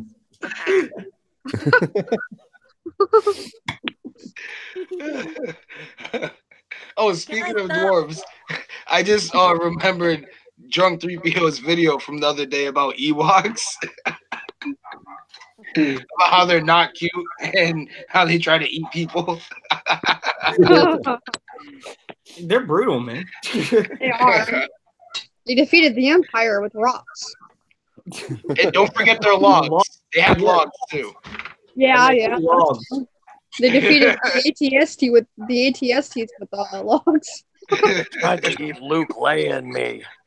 They're Those little crafty. bastards. They're That is crafty and sneaky. That's some cheap work on, the ATSTs, man. Really shoddy craftsmanship. You think they'd have like a jump button where you could just hop for a second, you know? Can't believe they beat the 501st. Yeah, really. The sticks and rocks. It's like with Darth Vader sent Robot Chicken, and the Empire will be defeated by Ewoks. Little bears. You guys play Battlefront 2, the Ewok hunt mode? Man, they are Yes, crafty. I did. I wish I I could. played once. I did not like It's it. pretty fun. You kind of gotta get into it. I thought it was kind of fun. It's different. It was different. I mean, I enjoyed it. I got to a point where I was like, okay, I'm just gonna focus on how fun it is, you know. And Everyone actually, just seemed to hide in that cave, you know? Yeah, everyone goes to the cave, man.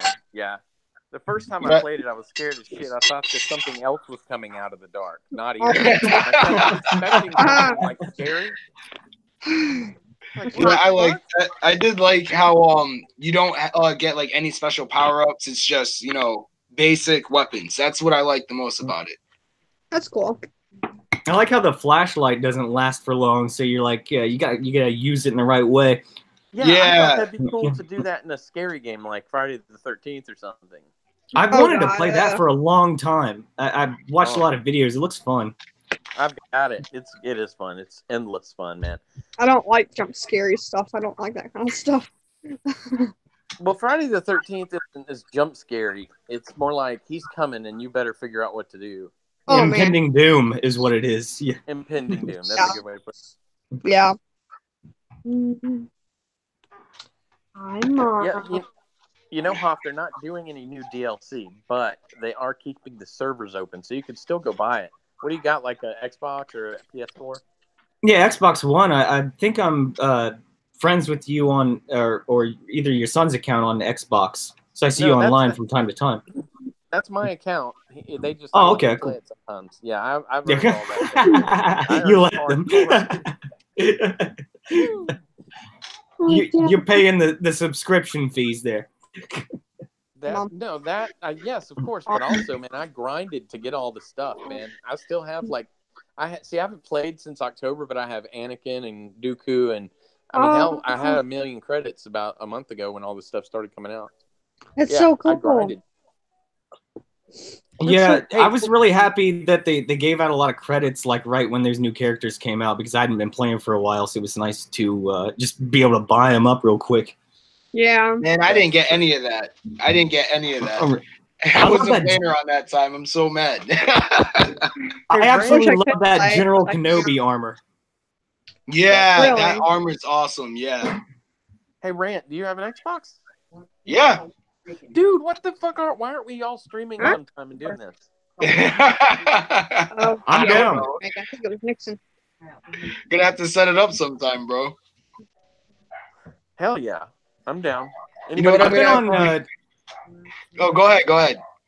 Does anybody have a capture card? No. What's that? I do. A capture card is what allows you to record what's on your TV onto your device, like No, a computer. I or do a use phone. I use my Connect every now and then to like do Twitch or Mixer just on occasion, but I don't do it that often. Yeah, Twitch is different. Like it allows you to do that without a capture card. But you know what? Fuck it, I'll go buy one. I think they're only like $45 or something.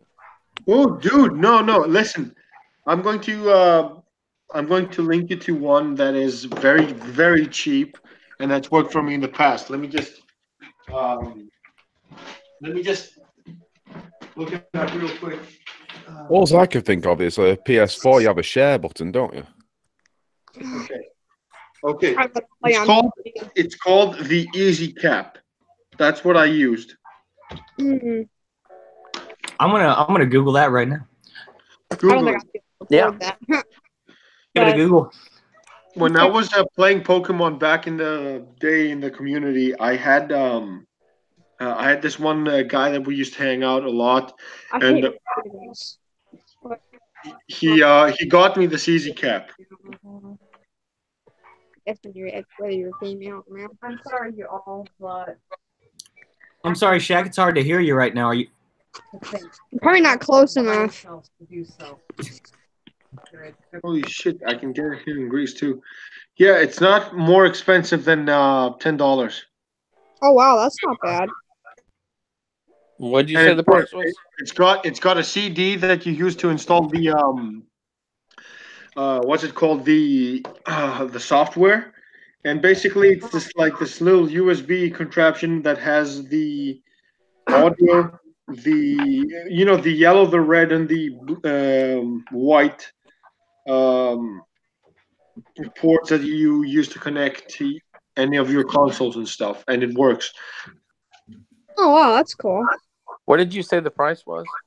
It was about, 10 euros, so it may be like $13 or something. Oh wow, Nice. That is not great. bad. Not And bad. guys, it works perfectly. It works very well. It's very easy to use. I've used this in the past, and it works fantastically for me. Whoa! Hold up. What was that? Holy shit!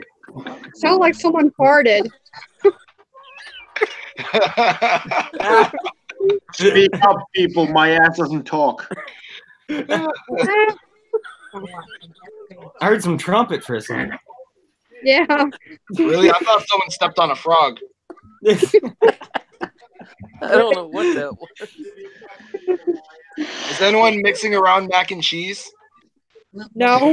My phone smells funny. Oh man.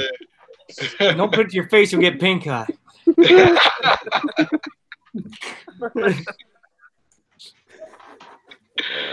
Oh man. So what's the capture card called, Katarn? Easy Cap Easy Cap. Easy cat. Is it for PC only? for everything. Oh, okay. Well. Wait. What? Do you have a MacBook or something? Yeah, and I don't even have a disk drive for this thing. You're have to- screwed because this one works with a USB port. Oh, okay. That's cool. All right. Hey, Huff, are you using iMovie? I actually got this program called Wondershare Filmora is what I use. It was really cheap. Doesn't do a whole lot, but it gets me by. Oh, HitFilm's actually pretty good, and it's for free. HitFilm. Yeah, I've heard of that too.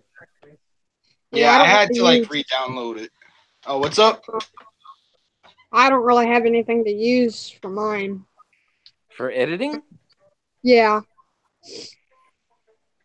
Are you on a PC or a Mac? On a phone, actually. Oh, on an iPhone or a Galaxy? Samsung Galaxy. And it's a piece of crap. Why is it a piece of crap? I'm just curious. I'm an iPhone guy, but I've been going back and forth doing debates in my training class. I work for Sprint, and Okay. they were saying the Galaxy is so great, and that's fine. Well, I think Samsung Galaxy 5 isn't too good because it has battery problems. Oh, you have a Galaxy 5 or what'd you say? Yeah. Galaxy S5. Okay. Yeah, it's because it's an open operating system. Like the Apple, they're fixing it with the new ones, like the S10, the S10 Plus, etc. So that Right. won't be as big of an issue. Hey, Flip, I used to work for Verizon, so I know how that job goes. Right? Yeah. I hope your operating system for checking people out is less convoluted than mine. Holy shit.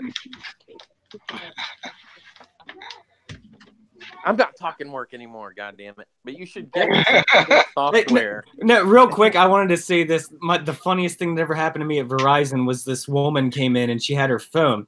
And she was like, why aren't my apps working? I click on my apps and some of them, you can't click on them.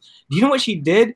She took a screenshot by some chance or whatever of her phone screen and was using that as her background.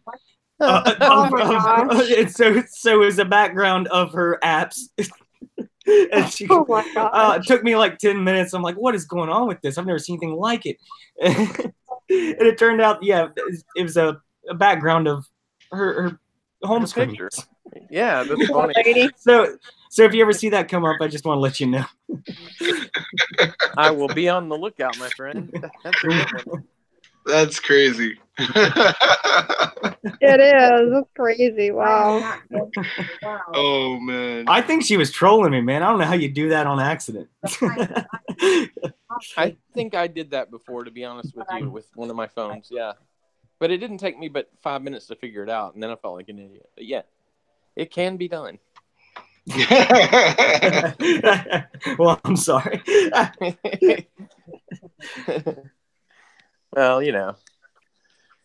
I got to tell you a story, though. This is interesting. My uncle, he was a printer, and he hated working for this guy, so he left him. Started working for another company, and one day the guy calls him back. He says, look, Tom, I need you to come over. I can't get this printing press started. And Tom was like, you know what? I'm not coming over, man. Not for anything less than like, I don't know, $400. He goes, done. He goes, look, when I walk in the door, I want that $400 in my hand or I'm not walking through the door. I said, no problem. He goes over there. He does exactly what he said. He opens his hand when the door opens. $400, puts it in his pocket. Walks in there, flicks the switch, doesn't come on. He plugs it in. It comes on, and he leaves. Oh $400. my gosh. Nice. True story, man. That's crazy. Very Yeah. crazy. Wow. It's just nuts. And he did not give it back to him. He was like, screw that. Yeah. Hey, you did the job, right? Yeah. I mean, you know, if your ex-boss, your ex-boss calls you up and wants to pay you just to come over and do something like that, yeah. Hell yeah.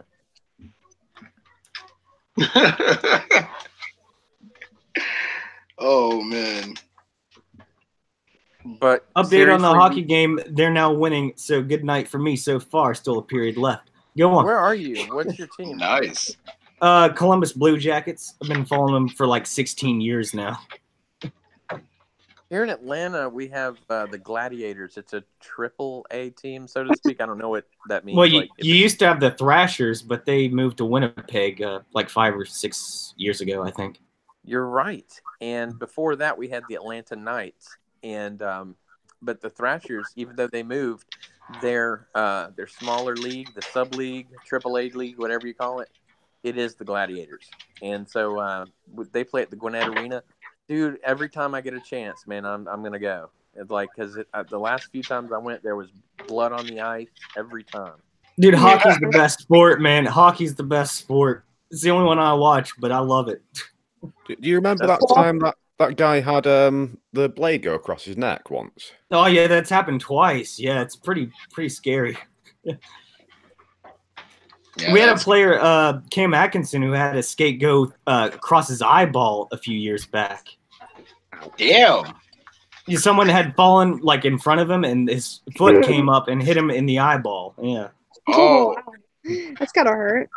he's good now, but yeah, he's Good. still got a scar. And talk Like about Anakin Skywalker. Yeah. I think the worst injury that I've ever had in like football was my hamstring. I tore my hamstring once. Toward the hammy. Damn. Speaking of Speaking of injuries, I just cut my finger on one of my mom's new knives, and it's still healing. I saw that in that video you posted. Yeah, doesn't feel too good. That video where I'm cooking, I actually grated part of my thumb off on the cheese grater, but I cut that out because it was embarrassing. Ow! Did you get the cheesy finger out of the food, It's pretty healed up now. That's, or did you that's eat good. it? Yeah. There's probably a bit of thumb in that chicken. Yuck. Oh man. Well, if it tastes good, you can say I'll give that a thumbs up, literally. Wish I could. So I just So got if an you- email now from the company that I am supposed to get my lightsaber, my newest one. It shipped. Nice. And I'm excited as shit because this lightsaber has been a design that I've been working on for literally years. Lightsaber? Nice. Yeah. Nice, man. Ooh, Well, that's awesome. if you check my channel, you will see that I basically build these things. That's what I do. Oh, I Do- took a Do you Ford have one. do you have any based on like Katarn's lightsaber? Well, I haven't made any of Katarns yet from the video games, but the guy that I talked to that machines these things, we got to talking this one time, and he said that I'm going to be making the one from Dark Forces 2. And I said that would be cool. So he made a very limited run, like about 10, 15 hilts, and they all sold out. And I didn't even manage to sell them, to buy one. So I said that the next time, are you going to make a next run? And he said, I'm going to be making from Jedi Outcast, which is possibly one of my favorite hilts. And I'm going to be making in the games. So, yeah, I'm waiting for that hilt. And in the meantime, I made a custom one. Katarn, in my sense, my own custom design. I featured the design that I made 10 years ago exactly on a previous stream. I still have the designs from 10 years ago, and I managed to find a manufacturer that could basically bring me the components to make the design as close as to the one that I had on paper, and that's what I'm going to be building live come April. Wow, Nice. that's freaking awesome. Can't wait to see that, man. Yeah, That- me too. I'm actually going to go live in 2 weeks from now. That's when my hilt comes, so I'll let you guys all know. If you follow me on Twitter, you can also keep tabs on my activities, because basically the past few weeks have been just about that. I'm waiting to get my lightsaber up and running, and hopefully I want to encourage any one of you to see my work firsthand on that stream and say, okay, if you're happy and satisfied with what you see, I can encourage you, to get your own lightsaber, and I could build it for you. Oh, I wish. I'd love to have one, but I can't afford it. No one can, trust me. They're too expensive these They are. days. They are, but when you own one, you actually own one. It's like an actual hilt, as close as they can be to the movie. I mean, the one that I have. I mean, this one right here, for example, it's a Oh, we're back. Oh wow, that's cute. Yeah. That's beautiful. I spent have a lot of one, time- but- I was gonna One say I spent a lot of from the time movie. at like yard sales and flea markets looking for one of those Graflex flashlights that they made the original Yeah. prop from, but I never found one. Yeah, well, now if you actually find one, they're going to cost like about $600 to $700, maybe $1,000, because people know what. How Good much gosh. it goes. So if Good you want, lord. if you want this one, for example, you can get it for $175. That's not bad. Yeah, but it has the grips together. It has the clamp card here. It has all of the buttons, everything that you need for the hilt. And it's not just the flash gun from the Graflex. And I think that's better. It's more affordable this way. And this is why I know it's expensive, but look, it's a one-time investment. Okay, I'm not going to need to buy another one again. I'm not going to buy those plastic blade builders that are going to last me like what, a year maybe, not even a year. Not Not even. I got kids, man. Not even. You've got kids, bought and I have these- kids too. I bought these mini replicas at Best Buy on sale years ago. They're pretty Yeah, cool. you- They're Wow. tiny. Nice. They have You- little displays. They're really cool. Lightsaber. Yeah, I have a couple of those. Yeah. You have the so that's the Anakin Skywalker and Obi-Wan Kenobi one. But Yeah, episode 3. Yeah. yeah, Right yours when is that the came out. episode 3. I recognize it from the clamp. Mine is Empire Strikes Back. 'Cause- Oh my gosh, it's so awesome. How did Wait, that I get love Empire into? Strikes I Back. have this hilt. How- Hold on. How did that get to Maz's castle? By the way, if you can tell me. I have the episode 3 hilt myself. No, no. Oh wow, it's so cool. Nice. Very nice. Okay, I'm dudes. just plastic. So I when gotta you hold go. these together, you go like. Talk to you Oh, later, man. Sorry. See Now ya. Flip's heading out. See you, Oh, Flip, man. guys. Hey, get a hold of me soon, man, for Saturday. All right, buddy. I will. Sounds good. Awesome. If we can stream again together on the Padres After Party officially, whoever wants to be on the stream is welcome. Yeah, Okay. yeah. It'll be fun, guys. Hell yeah. Awesome, ya, bro. Flip. I'll catch you later. See you Alright. soon, Flip. Rant, Shock, See ya, Flip. David. Later. See you, See you bud. later, Pop. Actually, General, I gotta go Oh, wait. too. The wife Sorry, is it was calling. Flip. Flip, I'm sorry. I thought it was Top. Sorry about that. General, I gotta go too, bro. Okay, Oh, okay. catch you on Saturday, Rant. We'll talk again. Yeah, of course. You know that. I'll be sending multiple gifts. Awesome. Hey, Rant, great to talk to you, man. Great to Sorry, we talk almost killed you with those lightsabers earlier. Yeah, Oh, sorry. I need to get a robotic arm now. So See Dr. Ito. I want to say hello to JD, DJ ND Show. He dropped by. later, guys. I wanted to say Hi, hello. Rant. Hi to Rant, but hello to DJ D Show because I haven't been checking the chat for some time now. So yeah, one of the best things that you can do with these lightsabers is when you hold them together. You can basically be like Grievous, you're like, your lightsabers will make a fine addition to my collection, and you just put them. It's like General Grievous. Yeah, when I actually had this lightsaber alone, and my Graflex hilt came together, and I put them side by side, it was like, oh, so pretty together. Oh my gosh! I'm like, oh, I can't Yeah, believe they're it. freaking awesome. An elegant They're weapon awesome. for a more civilized age. An elegant weapon for a more civilized age. Yes, that is true. But I want to expand on my collection because building these is so much fun. I love building lightsabers. You guys have no idea. I bet. If you actually manage to come on my live stream when I'm building that lightsaber, I really hope you do. I want to have as much attendance as possible.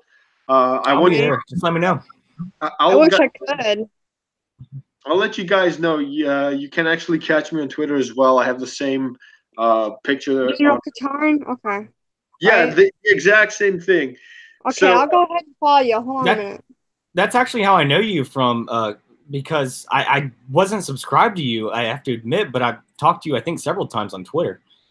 Yeah, we did, but that's the thing. You see, it's not a problem if you know someone and then you decide to like sub and stuff. I don't have that problem. You see, the thing is, it's a huge community, and sometimes when you think that, hey, I'm following this guy and I'm keeping tabs with him, and then you're like, oh my god, I haven't followed or I haven't subbed.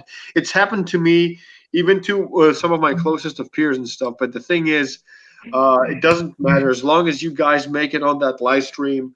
In the next 2 weeks when I get my hilt, I'm going to be reviewing the Hilton exactly later that day so that you guys can catch it because I'm on a different time zone. I'm going to be building it live. I have all of my components. Oh, that's gonna be so awesome. Wait, hold on. In this little doohickey box in here, this is where I have all of my components that are going to be used for this build. Everything wow. here. And now it Yeah. doesn't look much. When I put them together, it's going to be. It's gonna be awesome. I know. It kind of seems like I'm gloating, but it's not gloat. It's more excitement than gloat because this is something that I want to share with the world. If you guys told me tomorrow, hey, you know what? I want you to build me a lightsaber. I'll be like, I'll be glad to, because building these are so much fun. When you know what you're doing with these hilts, when you take one of these and then you put them together and the electronics inside and stuff, it is it's indescribable, really. Where do you go to get the parts? What's that? I said, where do you go to? There are various vendors out there, and it depends what you want to make. The ones that I'm getting comes from a company called Saberforge. I believe that you've Okay, I've heard of them. Okay, Yeah. I've heard of those guys. Yeah, and I'm going to make a separate video on that, but basically Saberforge has a very controversial reputation in the lightsaber community because some people trash it outright and some people are satisfied.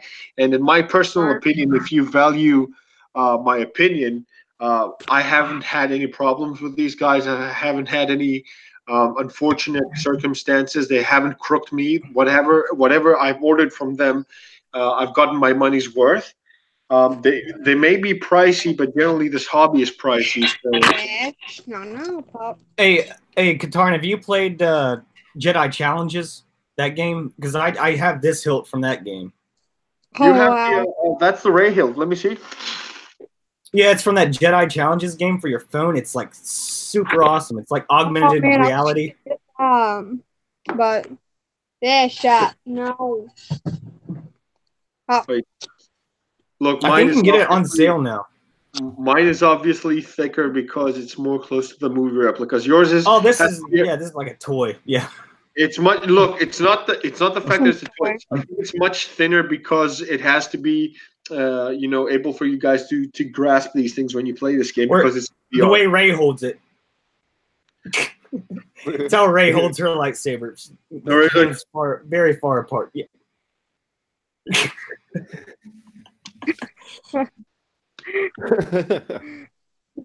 Ray defiling the Graflex lightsaber, but anyway.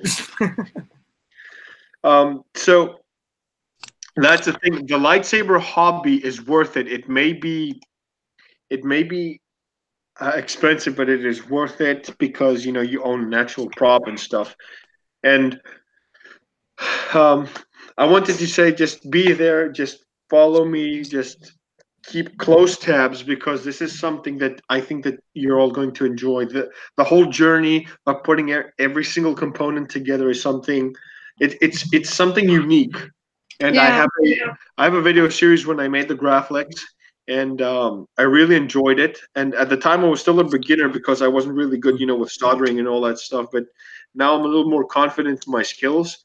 So I want to show it off, and hopefully I want it to be, like a billboard for me to be able to advertise my possible commission services tomorrow. So if you guys see that video and you feel inspired enough, you can say, hey, Katarn, can you build me a lightsaber?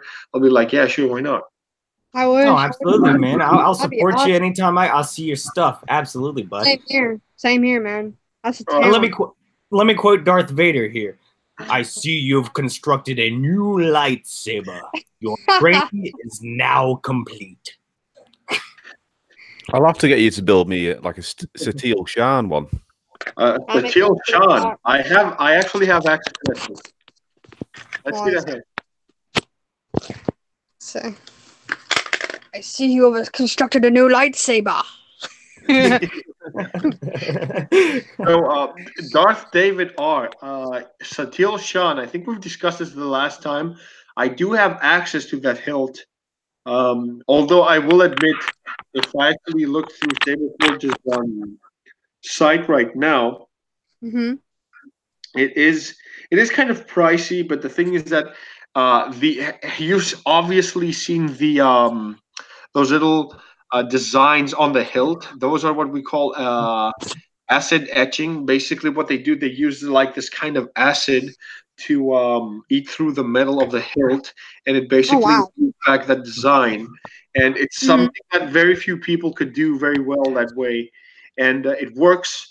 I've seen it being done, and that's what Saberforge has done in their final product of that hilt, and it is worth it. And I really believe that if you want, a hilt like that, you will want to see the every single detail on that hilt. and it is worth it. Trust me, it is so worth it. I mean, if you're going to have a lightsaber after a character from EU or Legends, Right. it is worth it. Yes. definitely. Katarn, I've heard a little bit of debate about what exactly the parts of the lightsaber do. Like, if you look here, like this is the ignition, right? Yeah. It looks like in the Force Awakens or other films, like they use this one for it. It's kind of been a bit of a debate. There is a debate, but I'm going to replicate a very popular moment in the movies where basically you have Luke Skywalker when he let me just unthread this a little bit. Okay, let's just pretend this is the version from A New Hope. I do have the Almo from A New Hope, but it's going to take time for me to configure this, and well, I don't want to waste your time.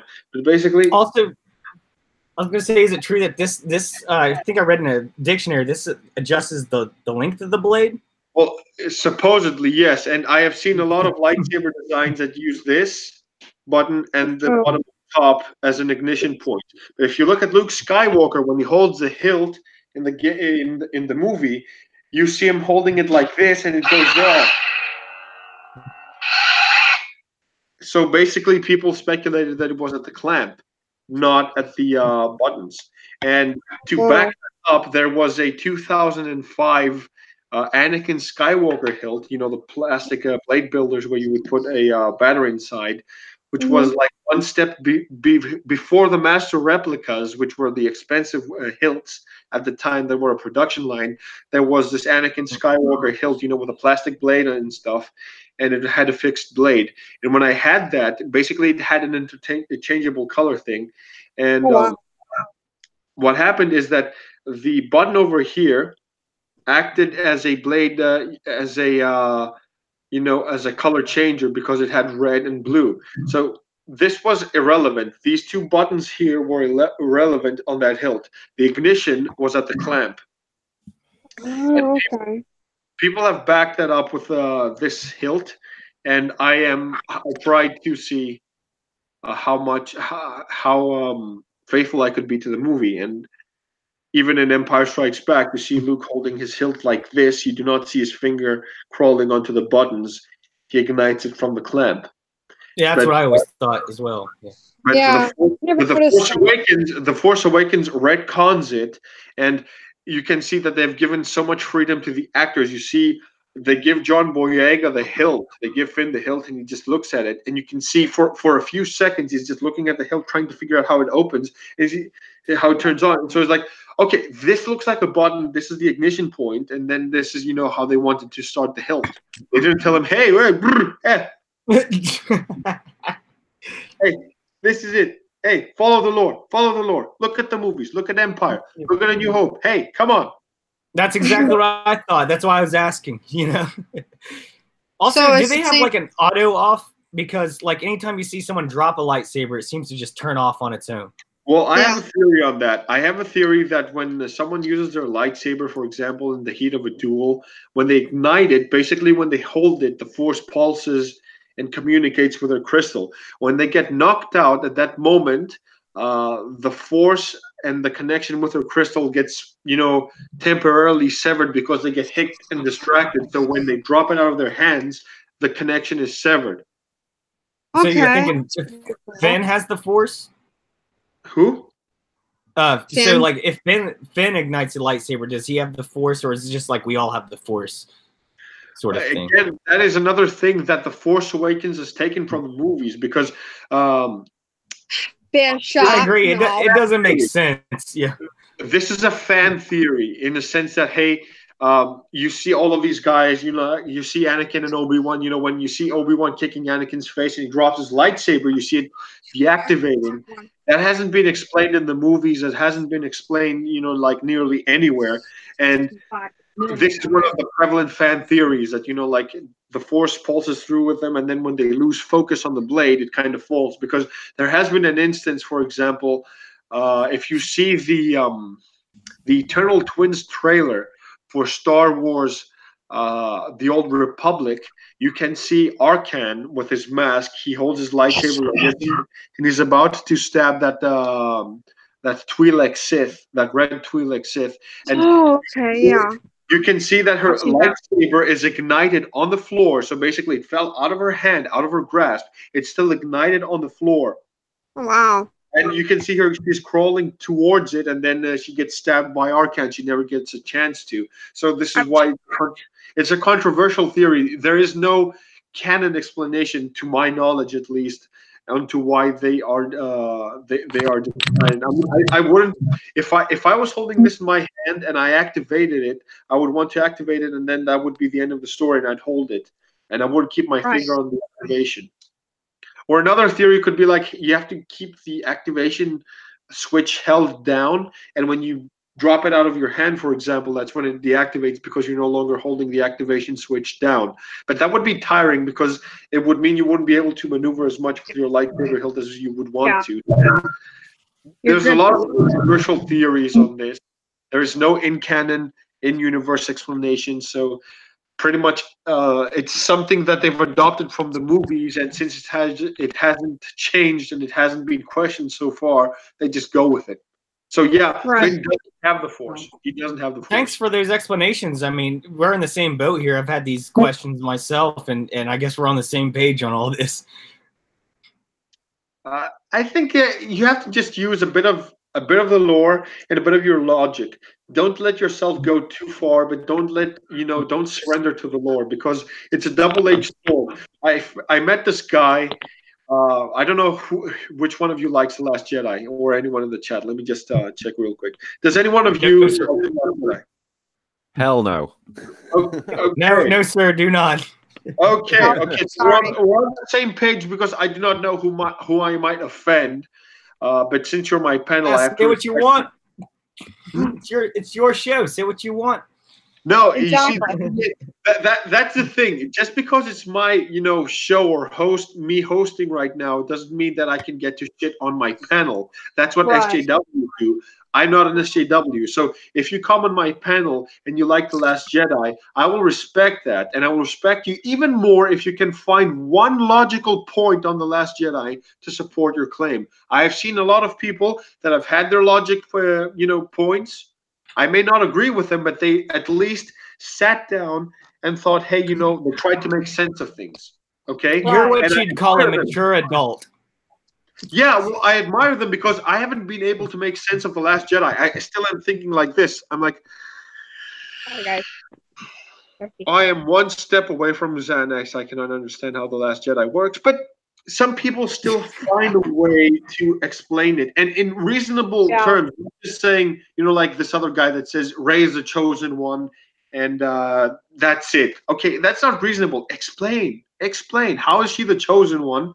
She doesn't require training. Yoda, for example, says she already possesses what she needs. But when Anakin requested to become a master in Revenge of the Sith, the same Yoda that said Rey is self-sufficient in a way, the same Yoda was present on the Jedi Council.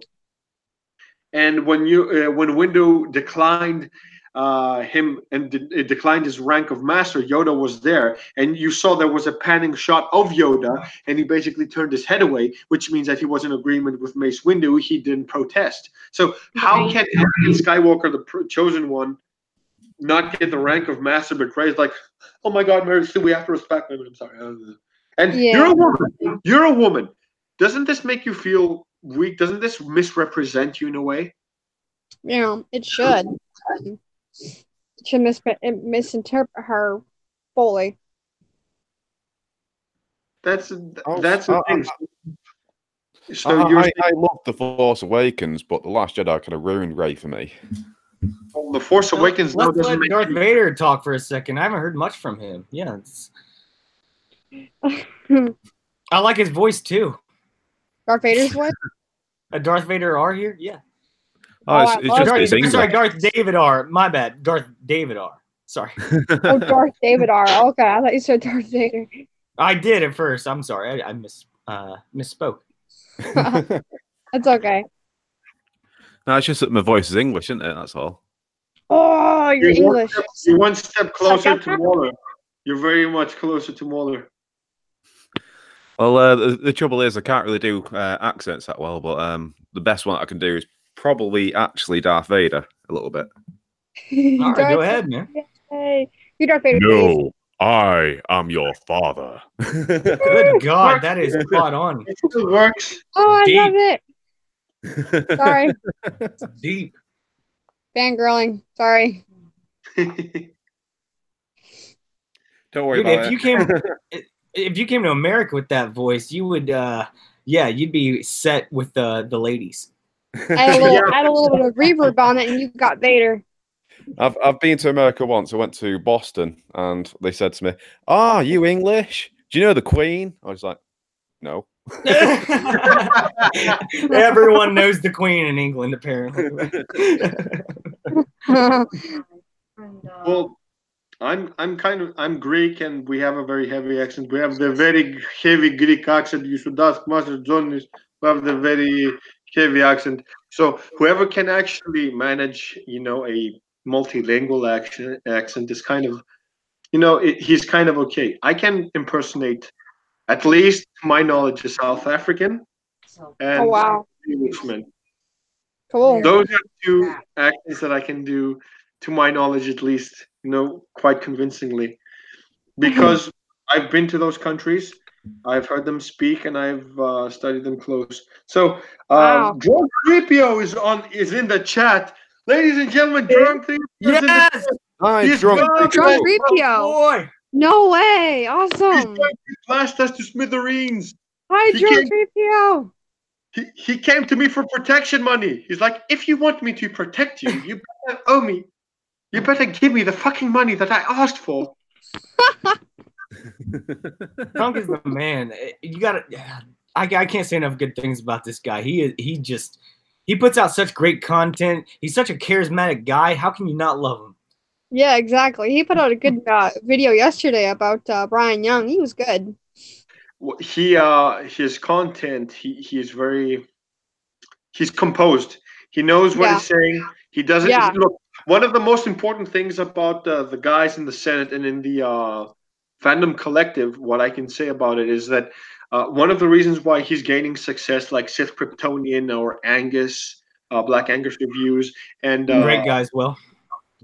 Any more jobs in Hollywood there? What's that?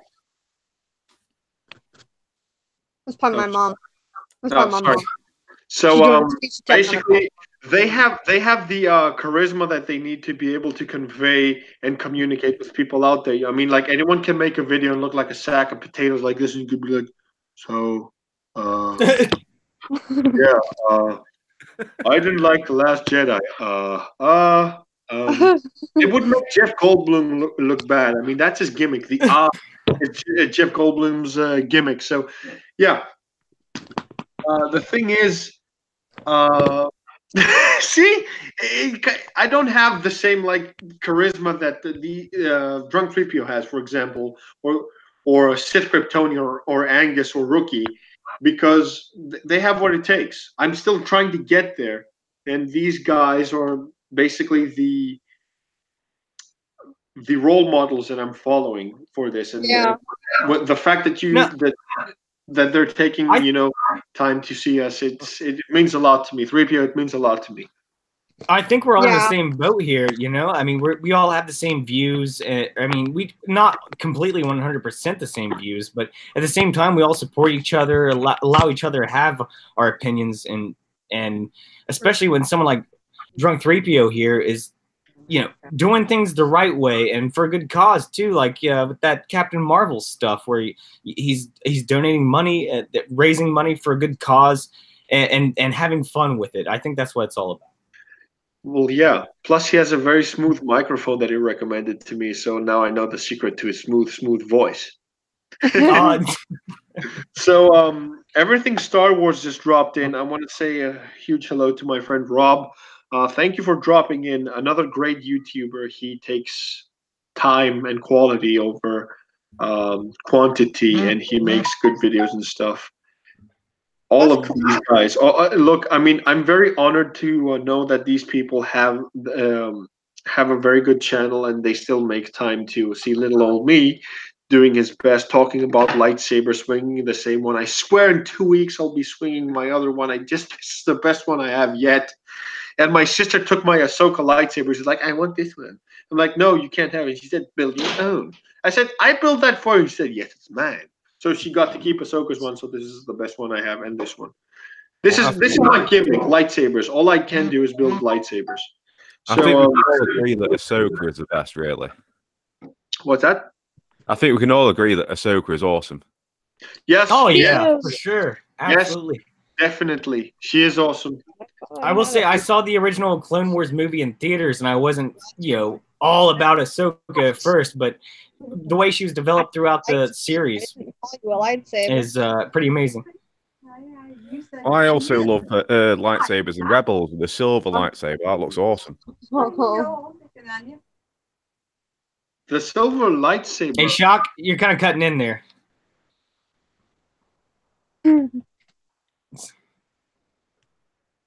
You good?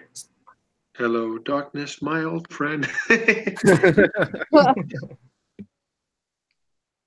Hey, have you always been into like models and stuff, Katarn? Like building models and whatnot? Well, airplane models with my dad. Airplane models. You know those model kits? Airplane models. Oh yeah. Forever. I- My dad got me a lot into modeling, but not in the fashion modeling sense. Because look at this nose and this ugly mug. I couldn't be a model, but I was good at making model airplanes, some ships, and whatnot. And my dad was very patient. He taught me the patience for this, for this hobby. And let me just respond to the guys down there. The thing is that this hobby, building things, model kits and whatever, and have a scale or something that is not something that a lot of people are used to. I like being meticulous when I work on things and stuff. And I moved model airplanes onto lightsabers. I always wanted to build lightsabers, and when I built this, it took me a lot of time.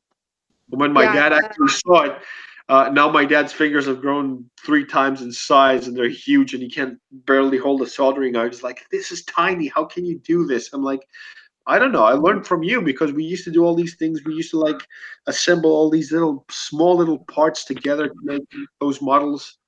And we love something enough. That's how it works. It's a great hobby. It's what you're passionate about, Yeah. You're Can passionate I show you about Can I show you the most recent model I put together? Not really a very meticulous one, but I put together this Han Solo speeder. Oh, Not too cool. long ago. Painted the figure. Oh, I think it's kind of cool. I think there's a button. It's a little dusty right now. I think there's a button on it somewhere that you can push where it makes noises. There we go. Maybe it's just out of batteries. that looks. Yeah, I don't badass. remember what the button is. But yeah, I basically, that's all the stickers and stuff painted on it, or stickers put on there, painted the seats and whatnot. But I don't really, I can't remember where that button is. Maybe I'll find it out next second. But the lightsabers are amazing, man. They are. They're an amazing weapon. Darth Vader's hilt, for example, I built that for a friend of mine 7 months ago. It works for him as well. Oh, that's cool. Here it is. There it is. There we go. I have one, but it's a toy. Oh, that's cool. Oh man! All I ever made was And when you make it work, Go ahead, Darth. Sorry. the last model I ever made was a Porsche. Like the Porsche car. Oh, wow. car making as well also works. It's having all the parts there, and then you paint them all and just let them dry, Wow. and then Yeah. it's always fun to just paint all your little different parts, like the calipers and the brake discs and things like that. It's That's fantastic. how we did the model airplanes. I remember the last one I did with my dad was the A-10 Warthog, the Mhm. one that they used in that Cuba insurrection in 1996. That was wow. a little thing. And usually they would have it in a silver color. So basically the model plastic was already in silver. So I wanted to paint it like the ones that they used in 1996 on that mission in Guantanamo Bay. And it had, the traditional, army camo style on the wings and all, and on the hull, on the plate, all that stuff. And I remember having this small brush, drawing the colors on, and waiting for it to dry. It's the detail that I love. I just love miniatures, you know. It's, And I Absolutely. it's one of those things when you paint it, or you want it to be dead accurate while you're painting it. It's great things to do sometimes. Hey, Katarn, a drunk here really wants one of your lightsabers. If you haven't been reading the chat. Well, if he's serious about it, yeah. Look, 3PO, the Anakin hilt, right now as we're speaking, is being manufactured by this company called Corbanth. This guy basically, he takes all of the lightsaber designs and he makes them one-to-one to the movies. This is where I got my Luke Skywalker Episode 5 hilt. He has Anakin's lightsaber from Episode 2, 3, and he now brought Obi-Wan from Episode 3. He sends newsletters of those emails, and he sends pictures with the hilts, and he now brought in like a whole shipment, like let's say about 50 hilts of Anakin Skywalker. They have the buttons inside the clamp switches. They have all of the buttons that resemble exactly the scale from the ones in the movies, the plastic black grips here. And you can, if the hilt is empty, you'll have to order the electronics. We can do that together. I can do that for anyone. This applies for everyone. And basically, you have the hilt, you get the hilt, you get all of the electronics inside, and I can install it. It's pretty easy. And I'm not looking to make money off of this. What I want is just to build this.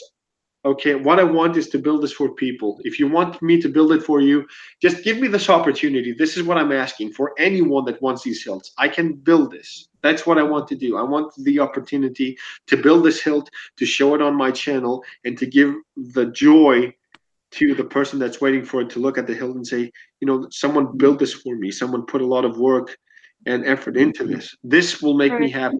I'm not looking to rip people off like some other sabersmiths out there that ask for outrageous amounts of money just to make money off of the hilts. I have a job. I'm happy with it. This is my hobby. And my Can I ask you hobby, a question? yeah. Will you charge for it or no? Well, look, the only charge that I will ask for, obviously, is, you know, the cost for shipping and, I don't know how you call it in English, but basically, like The a materials.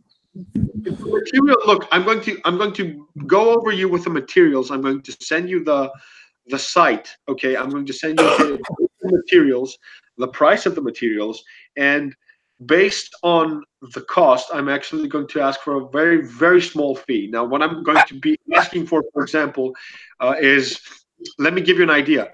Some people will ask for the cost of materials, and they will ask for at least 50% a fee, 50% off of the materials, and that has a catch.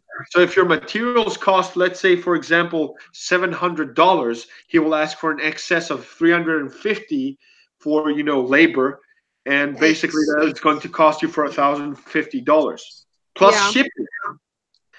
What I'm going to do, I'm going to ask for like maybe 10%, 15%. I don't want to rip people off. I want, you know, something, you know, it's not even for, I'm not here to make a profit. Okay. When you say, hey, I want this hilt, I want to make it for you. This is in the community.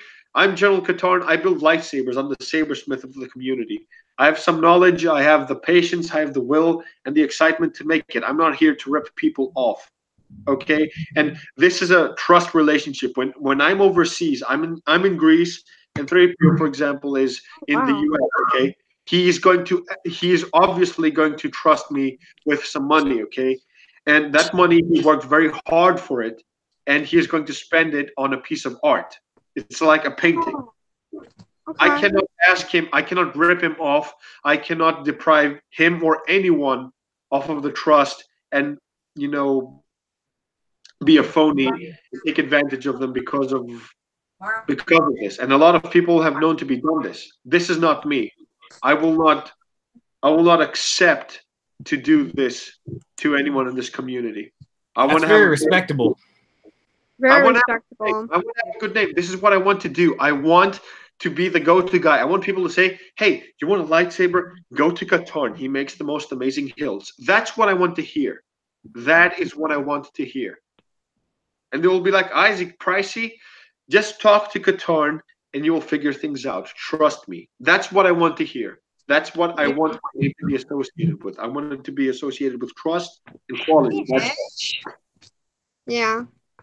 Okay. I don't know if I could. I wish I could afford one, but my family's pretty much low income right now. We don't really get a lot of money each month, so it's kind of hard to, It happened. Same thing happened with me when I wanted to order this lightsaber, the Obi-Wan Kenobi inspired hilt. Mm-hmm. I didn't have money at the time, but I made a plan. Okay, if you want it and you feel that you can afford it at some point, go for it. Right. I don't know. Hey, Katarn, what's your favorite hilt in Star Wars? What do you think is the most beautiful one? The most beautiful one, aesthetically, Yeah, the one that you love. Yeah, not aesthetically. Yes.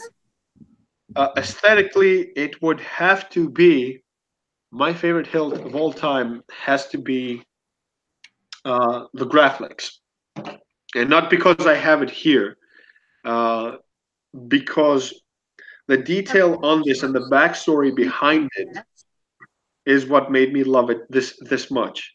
Okay, my second favorite has to be Luminara's lightsaber, and Plo Koon's. They have the same design, but some small variations on the texture of the hilt. That comes a second close, but this is my number one because what I love about this hilt is the little details, the shine through effect from the emitter lip and the ring. Yeah. When the lightsaber basically just ignites through here. The episode 3 lightsaber has this solid black thing here and blocks it, and I don't like that. The bunny ears here that you can see. All of these little details, all of these little bolts and screws, these are also screwed on. The little brass pins here, they're also screwed on. This is also screwed on. There's a screw here as well. You can see everything here. Every small detail is what basically I love about the hilt. And the history behind it, how it came to be, is what I love about it. This was supposed to be a very low budget end. I mean, George Lucas had these camera flashes, and he made this. He made the most iconic movie prop in history. What they just did, they just took some black grips at the back. They put the clamp card here, and they basically just said, "Okay, let's use it in the movie," and it became so loved by fans. To me, it has a lot of sentimental value. It's really genius because, especially even when it comes to the point, the way the sounds for the lightsaber are made, I heard they used like electric pole, like transformers and stuff like that and all kinds of different sounds in order to make it work. And it's kind of genius from Shock. You there? You all right? But I think it's simplicity made into genius. Mm-hmm. Well, yeah. I think my top 3 lightsabers has to be, Satele Shan number 1, Ventress number 2, and Dooku number 3. Which one is number 3? Dooku. Oh yeah. Yes. Dooku is awesome. My third favorite lightsaber. I really love Palpatine's in. I'm sorry, didn't mean to. Sorry, you go. Go ahead. No. Oh, we're all just too polite here. No, I was gonna say I really like Palpatine's lightsaber from Episode 3. I hear it's made from like really rare materials, which makes it kind of special, things you can't find throughout the universe, and that's. Yes, and and Count Dooku's is just so finesse. It's just very classy. It's got that curve to it. I love that lightsaber personally. Well, basically, when they made a whole batch of hilts in Episode 2, they used the same prototypes as Episode 1, but the Smiths in George's prop department made some more hilts. And when Christopher Lee was to choose some lightsaber hilts, he decided to go with Dooku's one because it was closer to fencing. And what's beautiful about Dooku's hilt is that they made a prototype out of Christopher Lee's preferred, fencing style, and they made a lightsaber wow. for the universe devoted to him, which was called Form 2 Makashi, which was like, lightsaber on lightsaber, and you can see him like holding his hilt like this in a fencing style. That's cool. But yes, it is one of the most beautiful hilts I've ever seen. Aesthetically and functionally, it works. Yeah, it's one of the most unique hilts ever. Vader's is a rehash of Anakin's Episode 2 hilt, for example. It's the same thing. Yep. Yeah, I love it. It's one of my favorite lightsaber hilts. It is. It is iconic, but not. It's exactly, it's on par with the Graflex, but the Graflex is more known out of the two hilts. They have the same origin. They had these camera flashes. What Vader's camera flash is based off is called the Highland. And the same thing actually applies to Obi-Wan's hilt. Actually, Obi-Wan's hilt is actually the first lightsaber before the Graflex, and the history behind this lightsaber is that it is known as, the Englishman's lightsaber, because everything composed of this lightsaber was created in the Cardiff Sheds in England when they were first beginning filming. Now, in England, what basically this whole lightsaber is composed of, from the emitter all the way to the back end of the lightsaber, this was supposed to be apart from a Rolls-Royce engine.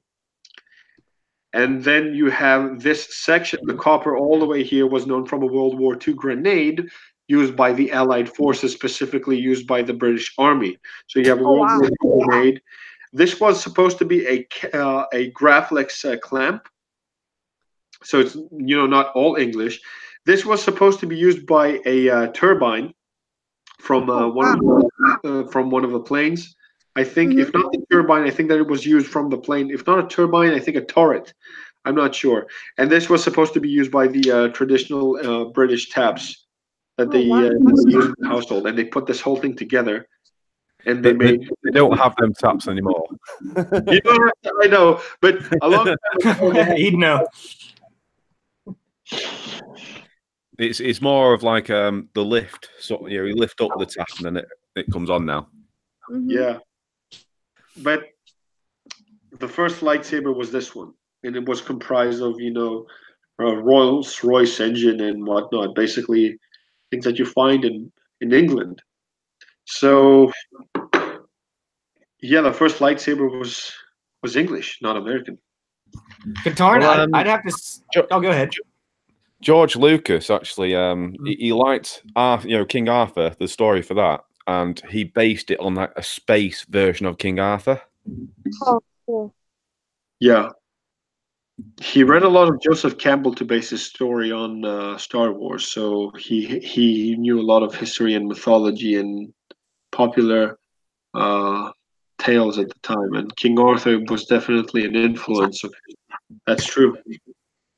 I was gonna say, Katarn, I don't think I've ever seen anyone this passionate about lightsabers, man. You're like a guru, buddy. I just spent a lot of time on the hilts because it is my passion. It is something that I love the most in Star Wars. And when I hear people like Hello Greedo coming along and saying, the lightsaber hilts, and he puts his stupid helmet on. Wait, hold on. Like, lightsaber hilt was the sweet candy, and you were not supposed to use the lightsaber hilts that much. So a lightsaber hilt and the hilts, and you're not supposed to use that. Yeah, no. He was lecturing us on the overuse of lightsabers, but Hello Greedo's generation was the ones that demanded more lightsabers. Stop. No. Hey. He forgets, okay? He was a kid at the time. And I remember, I was born in the 90s, and I remember every kid from the 70s, 80s, and 90s, when they saw Star Wars, they had the same request. They wanted to see more lightsaber action. And George Lucas, who is a father to us all, listened to us. People wanted to see a younger Obi-Wan. They gave them Obi-Wan. They wanted to see Anakin Skywalker's story. They gave us Anakin Skywalker's story. They wanted to see more lightsaber stories. He gave us Geonosis Marina. But then you see all of these people, and they're like, no, they did it so wrong. Oh my God, it's so wrong. They overused lightsabers and they went all crazy and shit. So when I hear anyone saying that lightsabers are awesome, they're at the same time saying, you know, they overused lightsabers in the prequels. This is what I have to say. Did. They never overused lightsabers. I think the more lightsaber duels, the better. And the sequel trilogy doesn't have any lightsaber duels. No, Exactly. they only have one each. I mean, there was one during The Force Awakens. There was one during two during TLJ. Sorry. No, The Last Jedi didn't even have any lightsabers connect. There was no during the lightsaber. entire movie. Yeah. No. They came out, but they didn't even have a fight with them. Yeah, I was really disappointed when. It was like Ryan Johnson going, "You want a lightsaber duel? Fight!" Yeah. That's the reason why I'm looking forward to the Old Republic when they make that movie. That would be great. I hope so, because the Old Republic involves a lot of lightsaber dueling. Yeah, because it's before the Rule of Two, isn't it? I think it was way before Bane when there was a Sith Empire, and the lightsaber designs also determined the lightsaber styles and how frequently they were used at the time. Okay, the prequel trilogy lightsabers, for example, a lot of lightsaber dueling. The Old Republic lightsabers like Satele Shan, Darth Maul's lightsaber, Darth Revan's lightsaber, Darth Treyarch's lightsaber, and of course, Malgus's lightsaber, for example, is called. They dub it, you know, the Juggernaut. Yeah, it has it has like this axe right in front of the emitter, so you could use it deactivated, and you could use it to basically, you know, nick and cut people on the, you know, on the top of the emitter. So I'll be right back. there is going to be so much. Here, bitch.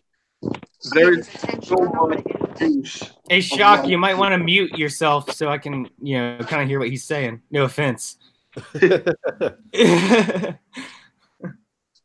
Go on. I'm really interested in this, Katarn. I seriously am. No, that's just a theory. I think that there's going to be much more lightsaber dueling, and if you see all of the hilts, how they were designed for frequent use, I believe. If you look at them all, basically anything without a control box is meant to be used fairly frequently. You cannot use it for long because the control box has a very small function. Okay. Can you mute her? No offense to her, but this is. I'm trying to hear everything you're saying, man, but it's like I can't because it keeps interrupting. Hold on, let me see if I can. Okay, I There we can. go. Okay, there we go. Okay, I muted what she had to say. When she comes back, I'll unmute her. Absolutely, yeah, that's fine. The thing is that the control box on the Graflex lightsaber, for example, it's not functional. If you can see, it's not comfortable for the hands, and you can see these little sides, for example, and they can hit you. I've tried to maneuver the lightsaber many times. I've tried to parry and, you know, try to maneuver the lightsaber in my hand, and the control box is a problem. And the Old Republic, if you can see all of these designs. I think she's back now. Oh, she's back. Hold on, let me just. Yeah. As long as Family Guy's not still playing. Hold on. Wait, why can I not unmute? Oh God, we've messed it up now. I'm sorry, man. I was just trying to hear what you're saying, bud. No problem. Wait, let's see if she can get it off her. Yeah, there there you we go. go. There we Sorry, go. guys. No, it's okay. It's okay. So, yeah, I want to see. I really do not want to see the Old Republic under Kathleen Kennedy and Disney Star Wars, because It's supposed to be brutal. It's supposed to be like the equivalent of the medieval times in Star Wars. And if they try to dumb that down, I won't appreciate it because I want to see. Fish, fish, fish, fish. Shock, we can hear Family Guy in the background. Could you turn it down? Hey, sis, turn it down a bit. Yeah. Or mute while you're not talking, one or the other, because I'm kind of interested in what Katarn's saying. Sorry, that's my sis. She's got Family Guy in the background. Okay, I apologize. I'm just really interested in what he's saying, right? Yeah, okay. I understand. It's a chill stream. We'll have you guys in the future, definitely. I'm gonna be making a lightsaber series, discussing the hilts and the functions within the universe, the way we know them, and the potential that they have. I have a theory of Anakin's lightsaber, how it changed because there are visual differences in The New Hope, for example, compared to Empire Strikes Back. There is That's a very good theory to that. That's a very good theory. I like that. I believe so. I believe that there is a theory behind it, and I've been trying to research it a little bit, and what I said kind of makes sense. I'm not sure. I'm going to bounce it off the community, and we'll see what happens. Mm-hmm. Well, it would be nice to see like the Old Republic anyway, because it's more of a warrior sort of race of Jedi, isn't it?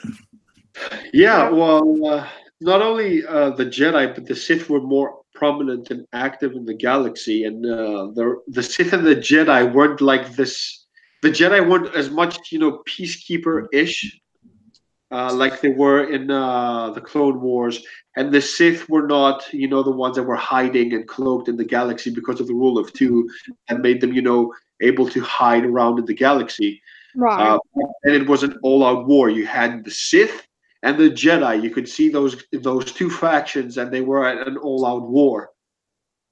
And I think that we can get something very good. But if Disney tries to Disneyfy it, it's not going to be good. They did it with Solo. We saw the result, and we saw the sequel trilogy as a result of Disneyfying, making it kid-friendly. And it'll also be good to see like the actual Sith race as well, because not many people know that the Sith was an actual race. That the red skin, and they look like Red Skull out of Marvel. Yeah, Malgus' the Master was an original Sith in species. Actually, from he was an actual Sith. Malgus is a master, and he slaughtered him after the Sith Empire took over Korriban, and it was Satil's master that kind of brought him down to his knees, wasn't it? Yeah, Satil's master wounded him grievously. He was wounded horribly. He could barely move. He was knocked out in the fight. Mm-hmm. You remember that clip? And Malgus, it's in one of my videos. Malgus, yeah, go ahead. Yeah, so you had like Steele's master wounded him, and then he was looking at the Sith planet, and then Malgus was like, "Welcome home," and then Malgus chopped his head off, didn't he? Yeah, like you failed, he says. He's like, "No, Malgus, this is only the beginning." And he says, "Yeah, after 300 years, Korriban is ours." And he says, "Welcome home." Paf. Yeah, that is a very that it shows what Star Wars can be in 5 minutes, and they couldn't do this in a 2-hour movie. It's kind of disappointing, and I hope that the mentality and the whole feel of those 5-minute clips that we got from the Old Republic can be translated into a movie. Mm-hmm. Now, let's not also forget that at the same time, it's not only a Star Wars movie, it's a video game movie, because it's a video game, and video game movies have this curse where when they're translated to the big screen and made into movies, they suck. Primarily. Yeah, I do. I think what they've got to try and do is try and not do the same story, but change it a little bit, so it's not expected. What do you think? Like, change it a little bit? I think that what fans need right now is they need to see something that they know. Have you ever seen a movie or a TV series that you've watched for the 100th time, that you know how the story goes, but yet again you feel the need to see it all over again? Yes. I think that that's what fans need right now. We've seen a lot of deviations from the current source material, from the current stories. Like, for example, in Marvel Comics, we do not get what we get in the comics. But that's a different conversation, for example, because you cannot get the scale, for example, of the Civil War comics into an actual film. There are too many characters, and it would take Right. a 2-hour film. But Yeah. but in Star Wars, for example, when you have a certain, like story, you can follow it. You should follow it. I mean, that's all the sequel trilogy had to do. They had to follow a specific story. Yep. They had to create something from the beginning. Nobody asked them to create new characters. That's what George Lucas did. He created characters.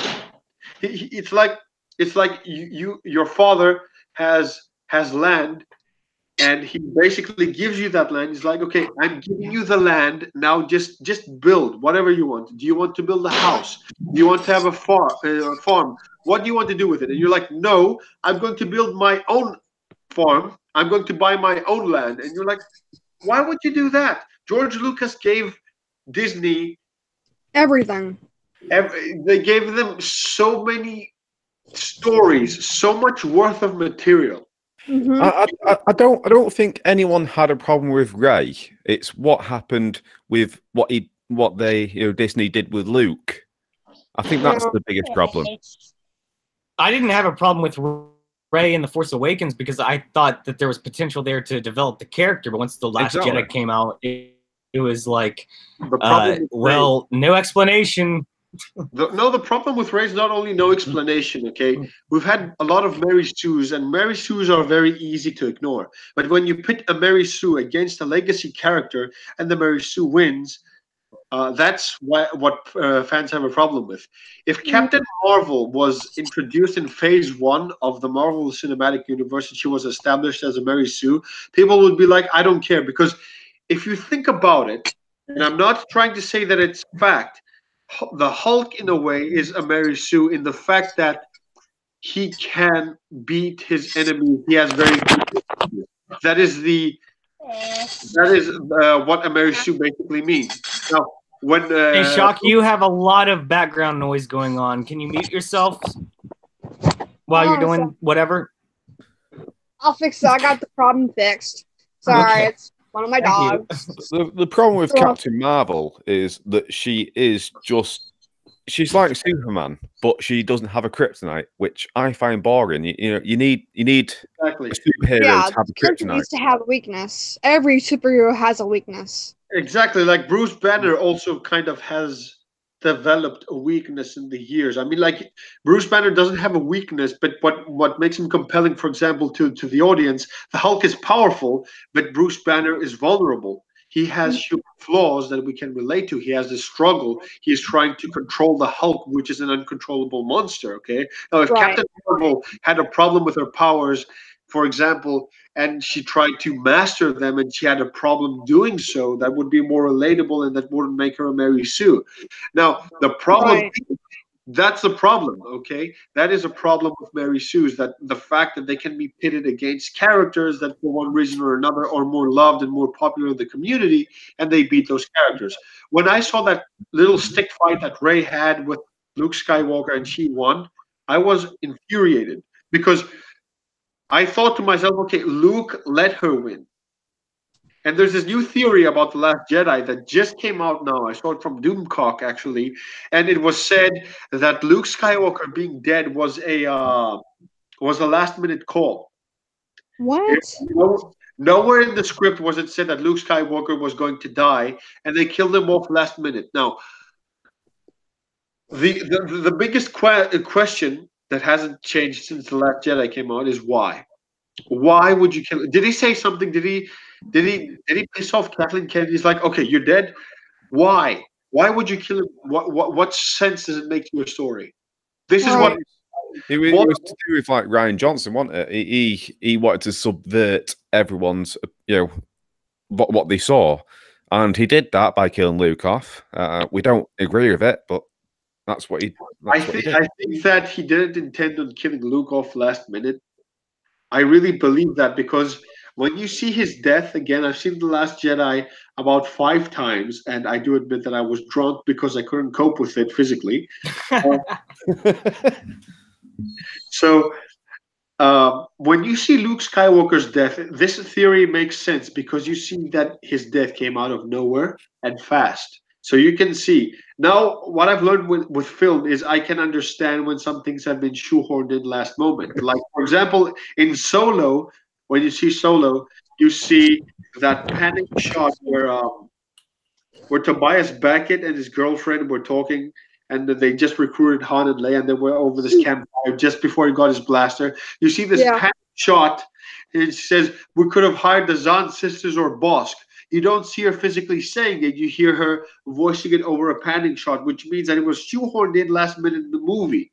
Okay, we can see that, we can understand that, and Luke Skywalker's death kind of feels shoehorned in last moment. I believe that it makes sense. Let me just Even Mark Hamill has been quoted saying that he was signed on for a trilogy and he basically only gets one movie because he didn't have any speaking lines in The Force Awakens, and he's only in the last 20 seconds or minute, and then he got killed off in The Last Jedi, and now he's not going to be in allegedly he's not going to be in the episode 9 much either.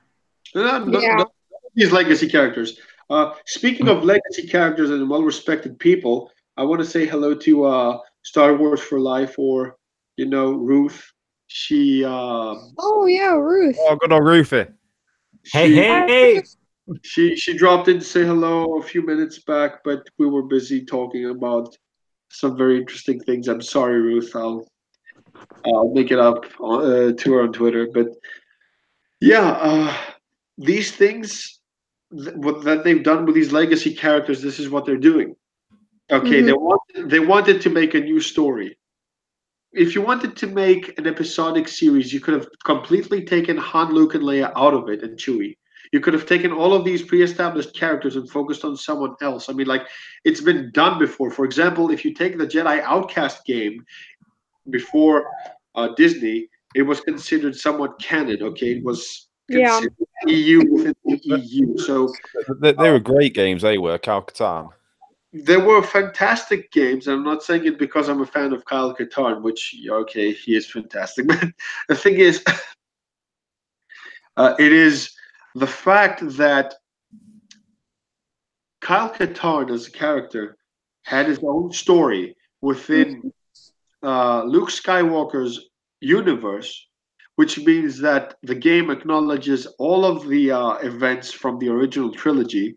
They're on the Massassi Temple of Yavin, where Luke based his Jedi Academy, okay? So they basically expanded on another character in the same timeline, but a completely different story. They secluded that story, which was okay. They didn't intrude in Luke Skywalker's character. As a matter of fact, when they used Luke Skywalker's character, they kind of teased to what Luke Skywalker could have done after Episode 6. And in the game, they used Luke as a paragon.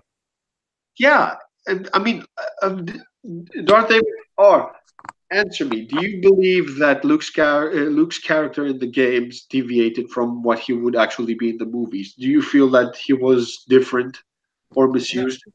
No, I think he was great in the games because they used him as a paragon, as like a leader, Kyle Katarn. Yeah. What do you think anyway about Luke's character in the game? Yeah. In the game, he was what he was supposed to be, and I think that the reason that they used him sparingly and in reserve was because they were afraid of, maybe, they didn't want to overuse him too much. They could have, because it's like Luke Skywalker's Academy, and he had every reason to investigate with Kyle Katarn. But you were talking about a group of people that loved Star Wars so much, and they knew to respect someone. I mean, it's not just a character in the game. I think that it boils down to a basic principle where, for example, when you have respect for someone and you talk to him and you have a conversation and basically you respect them as a person, you respect their privacy, you try not to become too much of a burden and impose on them because you want to keep your distance and you respect their space. That's what I believe. That's what they did with Luke Skywalker's character. They're like, we want to use him sparingly in important moments without too much, overuse of his character, so that they do not step on the toes of his character and misuse him. They didn't want to invoke the rage of the fans, and it shows the respect that they had for his character. Well, I think with like the sequel trilogy, what went wrong is that they wanted to get rid of the original characters before they even made the trilogy. Yeah, you should like have like the original characters and like build up the other characters as like passing the torch, but they didn't do that. No, they didn't. They didn't pass the torch. They took the torch and they set the original characters on fire with it. That's what they did. Yeah. My personal opinion is the fact that, I mean, this is, like I said, my opinion, but a sequel trilogy should have never been made. They should have just went back and done the old stuff. They already defeated the Empire. We don't even know where the First Order even came from. Exactly. There was no. It was explained in the book, but I didn't read the book anyway. But it was apparently explained in like the book that they made. And that's fair, but I mean, a lot of people just go to the movies. They don't. Hard fan, but the average viewer is kind of lost if you look at it that way. Yeah. Well, it makes sense because, look, if you think about it, a long time ago, there was no agenda. It was just purely storytelling. And what Moeller said is so right, that the sequel trilogy tried to capitalize on invoking feelings of nostalgia. That's why The Force Awakens is so similar to Empire Strikes Back. They wanted to capitalize more on the feeling of the moment than on progressing on with the story. And you have to focus on one of the two. Are you going to tell the story, or are you going to capitalize on emotions? And since this is the leftist and Disney movement, to them, it's more important to express themselves with emotion than with fact. Stories sometimes are fact. History are stories that are fact. They didn't want to make history. They didn't want to expand on history. They wanted, basically, to Disney, it was just a cash grab. That's all. Yeah. That it is. And they just sprinkled a little bit of they just sprinkled their agenda all over it, and they're like, okay, we're good to go. And they thought that we were going to buy it. And that's what makes me sad. A lot of my Greek peers here just buy it.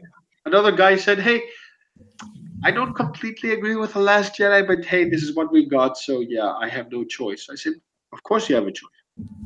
I think the thing is like that they were too fast in trying to throw a female hero out there. I was very happy with The Force Awakens having like a female Jedi. I thought it'd be brilliant, but what they did with The Last Jedi was just terrible. They ruined her character as well as all the other characters. It could have been a Gary Stu against Kylo Ren. A Mary Sue type character doesn't work for any of the sexes. Don't get me wrong. It doesn't work for women. It doesn't work for men. It doesn't work for dogs. It doesn't work for cats. It doesn't work for anyone involved or anything. That's how they ruined it. They ruined the narrative behind the character, and they didn't focus on telling a story. They just wanted, and they took advantage of Rey. They don't realize that they're the real sexists out there. They took advantage of Rey's gender, the sex, female, to make women look good. But they did it in such a way that they make him look pathetic. Because feminists, on the one hand, they're like, I don't need men. I can manage myself. But in the movie, they're like, you must surrender yourself to me. I'm all powerful. I will not take no for an answer. So it kind of contradicts their message that they want to relay in movies and what they want in real life. They want independence from everyone, but at the same time, everyone must surrender themselves to them. No. Independence means I'm going against the norm. And when I surrender myself to you, they don't realize it. It's pity. It's pity. If I surrender myself to you, it's like, I pity you. Well, the SJWs have it backwards, really, because they think that men like me have a problem with like women. We don't. You know, I'd prefer to watch a woman on the TV screen on movies and things like that. It's just we want good stories to go with it. To me, it's lazy because they wanted to push a point without doing the work behind it to actually give us any kind of substance behind these stories. And they wanted to use the name, they wanted to use the brand name, they wanted to make money, and they didn't want to put any work into the actual lore or the work that had to be done in order to push their points across. So it just comes off as cheap. Yeah. Well, everything Star Wars just say that, hey, they basically thought that as long as they just slap the Star Wars logo on anything, even on a roadkill or dog shit on the road, we would go for it. We just show that, hey, we just showed to them that we don't like Star Wars because it's Star Wars. Star Wars became a household name. And this has to do with, for example, like a father to son business, okay? There are a lot of people out there that have screwed their father's businesses because they do not realize that it's not their father's name because of the name, but because their fathers built their name based on trust, based on hard work, based on credibility, and that people started trusting them.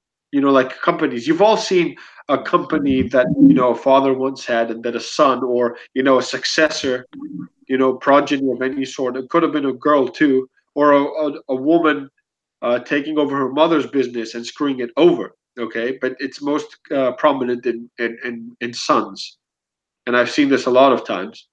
That they take over their father's business, they take over their name, and they try to capitalize on that, and they feel entitled because they're like, "Hey, my dad's a household name, so I'm going to succeed."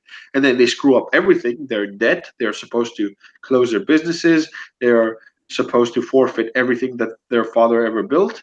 And then they scratch their heads and they're like, what went wrong? Because they think that, hey, it comes with a name. No, the name was built. Well, you just look at like Underworld, you know, Celine for Underworld. None of us had a problem with Celine, did we? You know, she's a fantastic character. She's very strong. But because the stories are well written, we didn't have a problem with it. Whose character again? Celine Underworld. Yes, she's awesome. Yeah, that's actually the picture from my newest video about sexualism in the media now. I love Kate Beckinsale. It's a shame that female empowerment and, you know, also being an attractive person can go against each other at this point. Well, you know why? Listen. My old man has a theory, a philosophy actually. He says the simplest answer is always the one that is most likely to be right and true. When you see land whales and they're like, hey, you know what? You're over-sexualized, or, you know, I want more fat, I want more LGBTQ retarded, I want more, basically all of the categories of people that haven't been represented in films, they want them to be in films now because they feel that they need to be represented. This is a sort of resentment because in literature and storytelling in general, people would tell stories about people that are capable. Okay. Now, if you, for example, had to trust someone, you want to see someone that has a much better outer appearance than someone that looks crippled and like this, because you want to be able to trust the person. It was based on looks. And then, of course, you have some people that may deceive you. And based on first impressions, you want to be able to trust someone that looks physically healthy. And it's not wrong to assume something like that. Now, I'm not talking that if you have, like me, for example, I have this huge nose and I look like I've been stung by 3 wasps, for example. Don't worry, what I'm trying to say, huh? Don't worry, I have a Greek nose as well. The thing is that what I'm trying to say is that you need to be able to be reliable, and usually people with good-looking traits, because to be good-looking, you have to take care of yourself. You need to apply some skincare on your face. You have to shave the unibrow off of your face as well. You need to pop the zits that you might have. You need to clean your ears full of the wax that you might have inside. You need to brush your teeth so that it doesn't smell. You need to take care of yourself. So people that take care of themselves generally throughout history and mankind are people that are more responsible and reliable because they have what it takes. They have the self-respect respect, to be able to respect people outwards. And SJWs today want to corrupt that because they feel that, hey, just because, for example, they don't want to take care of themselves, they're like, okay, I'm going to be a fat blob and piece of shit. I'm going to be an irreversible CUNT, okay? And I'm going to be a stubborn person. I'm going to be a shitty person. And just because I want to be like this and I do not want to change, you have to accept this. And if you do not, you're basically patronizing me, and you're being sexist or racist or whatever, okay? It's that they're using today in their very, very limited. Good God, man! This entire thing that you just said, this rant needs to be a video on its own. That is just so true. Everything that you just said.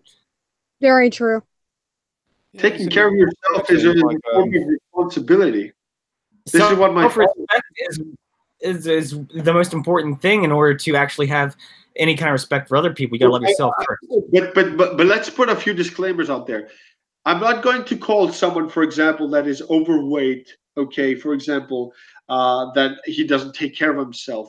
When you take care of yourself, it's not only on your outer appearance, okay, that helps as well. But you can have someone that has, you know, like, for example, a metabolism problem that has extra weight, someone that has, you know, oily skin that has thyroid problem. What? A thyroid problem, you know. Thyroid problem. Yes, thank you. You may have, you know, some different defect, but self-respect is something that you can actually sense in a person. You can actually see people oozing with charisma, with self-respect. You can actually understand who is out there that actually has respect for themselves and that can actually relay that respect on others. And usually it was people that were good looking, because having good looks meant taking care of yourself. Okay. But today we live in a society, for example, where I have, for example, oily skin. I get zits all the time, but it doesn't mean that I do not apply creams and lotions. Okay. But me too. I have that too. I want to believe that I'm a self-respectable person that also tries to respect other people and help them. I'm not, you know, like a respecter. I'm a respecter. Okay, there's a difference in tone and context completely. That's what SJWs want. They do not want to improve themselves, and they feel entitled that you have to respect them for what they are. So if they live in their mother's basement and have rejected job offers because they are too lazy to work, you have to respect them and say, oh my God, I live with my mother, what's your problem? And you have to respect me. You're such a sexist, you're such a misogynist, or such a misandrist, or something like that. Then we'll figure out some very fancy words that will confuse you at first, but that's their narrative.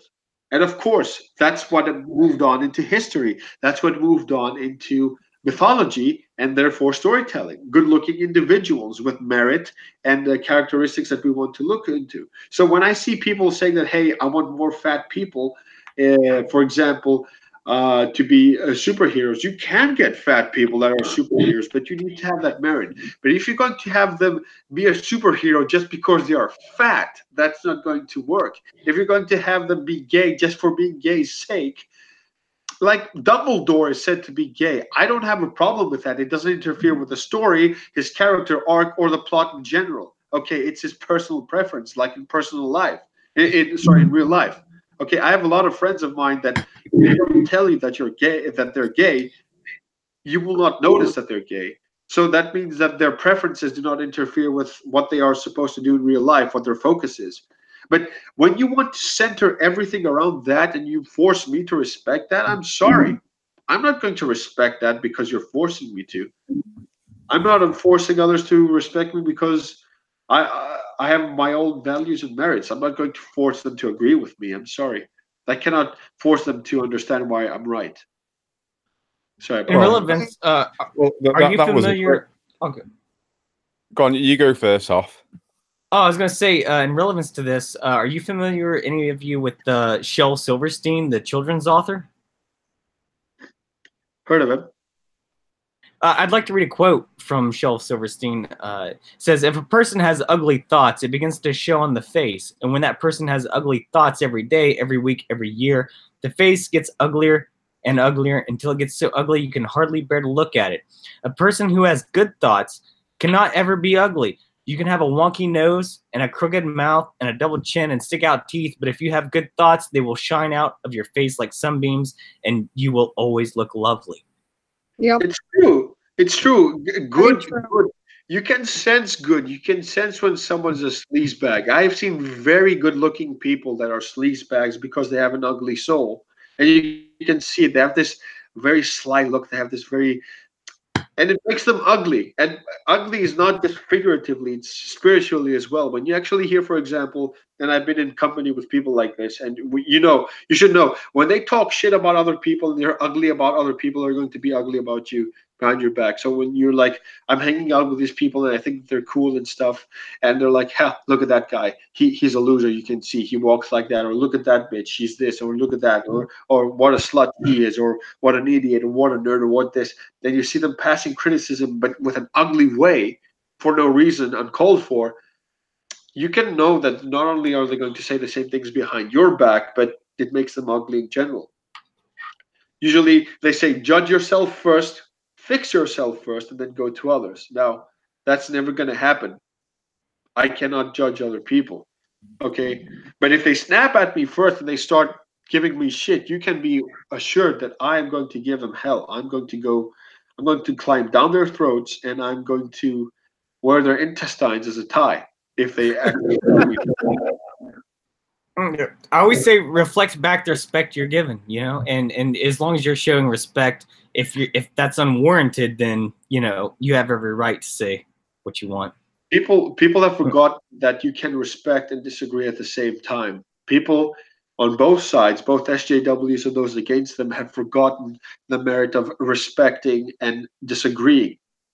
We get so triggered and so caught up into our little narratives, and I've caught myself as well in that, me foremost.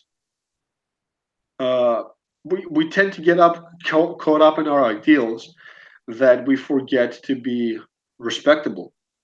We forget. I think I'd like to say that I think what the videos I make on my channel are completely about that core value in itself, and I try to express that as fairly and as unbiased as I can, with still kind of speaking my own opinions about things. I'll check your videos. I'll have to, because these kind of conversations are very constructive, and if people can relay these ideas properly, unbiased, and have something that they can teach to other people, that is something that I can be on board with. These are the kind of philosophies that I grind with every day. And as a person, I want to be able to relay myself, to be able to interact, teach, and be taught. Because no one is inherently evil, but people do get stupid, okay? And people deviate from their paths, and it's our responsibility to get back on track. I get stupid a lot of times. Sometimes I have done some pretty stupid things that when I look back, I'm like, how did I let myself go? And that's basically what it is. We have to keep ourselves in check, and that is another form of self-respect when you put boundaries to yourself. SJWs do not want boundaries. They're like, have you ever played that game where you have all of the cheat codes, for example, and you make yourself, like in GTA San Andreas, you start at the game and you give yourself a cheat code to unlimited health, unlimited cash, and basically all of the weapons in the arsenal without owning it. This is what SJWs want. They want zero accountability, full perks. They want to become a bank manager with 3 months of experience. Exactly, man. It's at a point where you can't really do or say anything, or other people can't, without they wanting to have the full advantage, and with no kind of backlash at all, like in complete comparison to what you just said. Voice your opinions. Do not hold back. Be there. Be honest.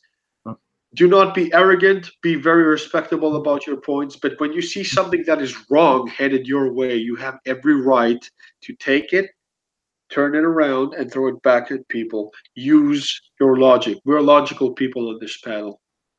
I haven't had anyone that I've disagreed with because I do not accept people on this panel, for example, that are going to give me shit. I will debate some people in the future. I do want to debate, but I want to debate someone that will disagree with me but still respects himself or herself and me. Okay, and that's I why think I. it's. No, go I was ahead. gonna say I think it's very important to just listen to everyone as long as they're being respectful, hear their point of view out, and you'll find that we're not so different at all as long as everyone's being level-headed and Right. just Well, completely. Some people Just- can be just- stupid. Oh, They- that's They will absolutely say true. stupid things, okay?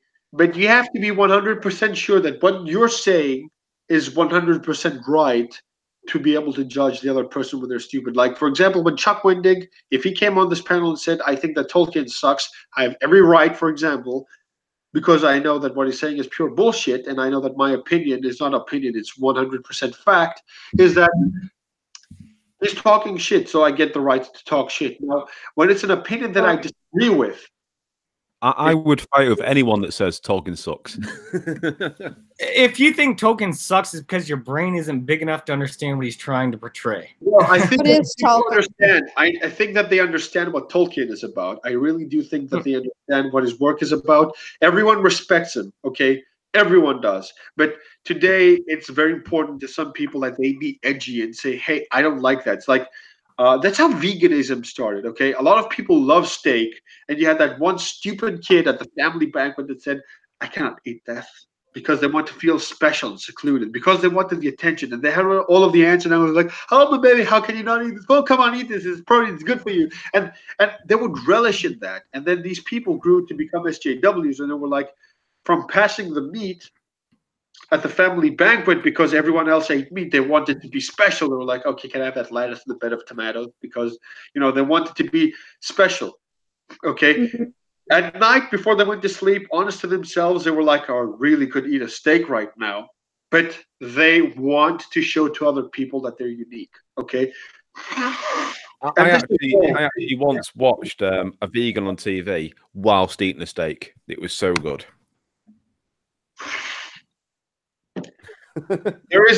There is no person on this planet that doesn't crave meat one way or another. I mean, I know pregnant women, pregnant vegans that actually turned to meat because they couldn't handle a pregnancy without the necessary protein. You have a fetus growing inside of you. It's not going to grow out of tomatoes and lettuce. Come on, or tofu. It's biology. And they want to go against the norm. It's okay. But the thing is, they're just doing this for attention. Yep. When things saying this about Tolkien, he knows that people are hating on him, so he's like, I'm going to make you hate on me more because I want the attention. They want people to write articles about him, make videos about him, and comment on it because it gives him importance. This is the best, that he can get right now. And that's what he's going to take it, even if it's negative. He's going to take that attention. Ryan Johnson is doing the same thing with Star Wars. He knows he fucked up. He knows it.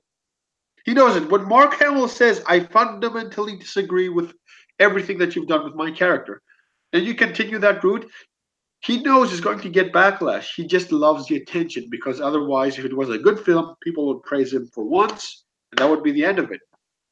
How many times you hear people praising Irvin Kershner? Not all that time for Empire Strikes Back, okay? They don't praise him all the time. I mean, when you hear about Empire Strikes Back, you're going to say, that was a fantastic movie, but you're not going to say, Irvin Kershner was awesome. But when you hear about The Last Jedi, you're going to say that movie sucked. Fuck Ryan Johnson. You're going to hear that every time, and he knows that. And that's the attention that he wants. General Catan, are you like me that I would keep The Force Awakens if they remade Episode 8? Yeah, definitely. Episode 8, they could make it with Knights of Ren, Luke Skywalker getting back in action, okay? Rey training under his wing, Kylo Ren being redeemed, and Rey falling to the dark side again because of Snoke. That would have been the ballsiest thing to do. Yeah, definitely. And, definitely, man. I mean, I thought The Force Awakens, no matter how unnecessary it really was, it was still good and it set up a lot of good things. But whenever you get the real unveiling of it all in The Last Jedi, it just becomes unnecessary, completely unnecessary. It's unnecessary to hate The Force Awakens because of The Last Jedi. The Force Awakens alone got a lot of praise. It was an okay movie. It was okay. It was like Attack of the Clones. Okay, it was entertaining. It was a safe movie. It was exactly safe because it copied A New Hope. That's all. They did set up some plot points. They set up some characters up nicely.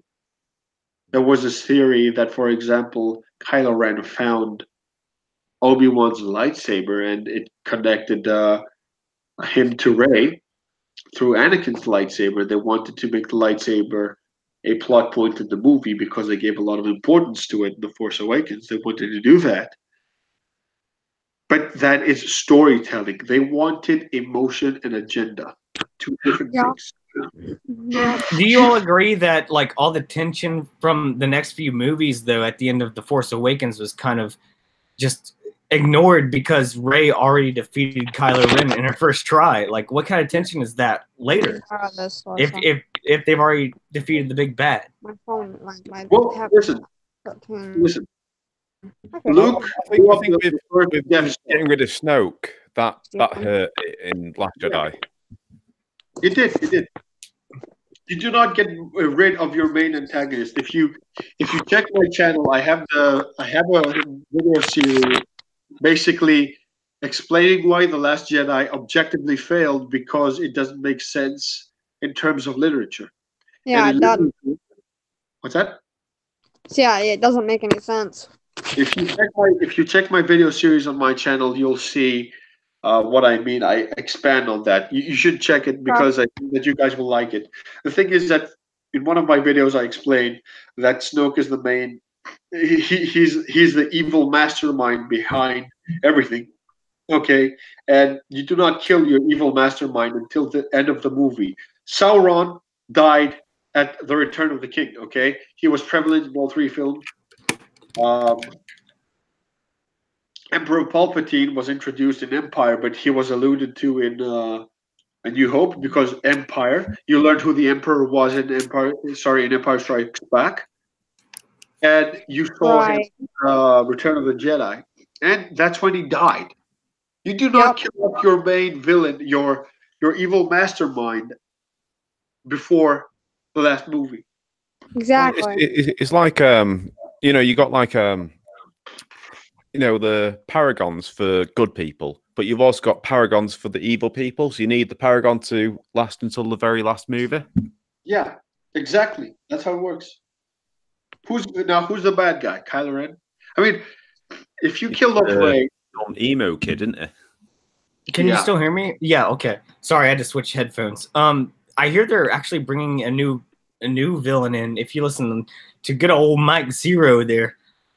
In episode 9 here, or Mike Zero sees a future. Yes, Nostradamus himself. Well, listen, when Mike Zero lost all credibility for me was when The Last Jedi came out. I went and checked his old videos regarding speculation on The Last Jedi in 2015 and 2016, and he had videos like Rey versus Luke Skywalker. What did we get? A stick scene. That video for me was like, okay, what he presents and what really happened. That's it. So he has zero credibility. He was like, Anakin Skywalker and Obi-Wan as Force ghosts. We got porgs instead.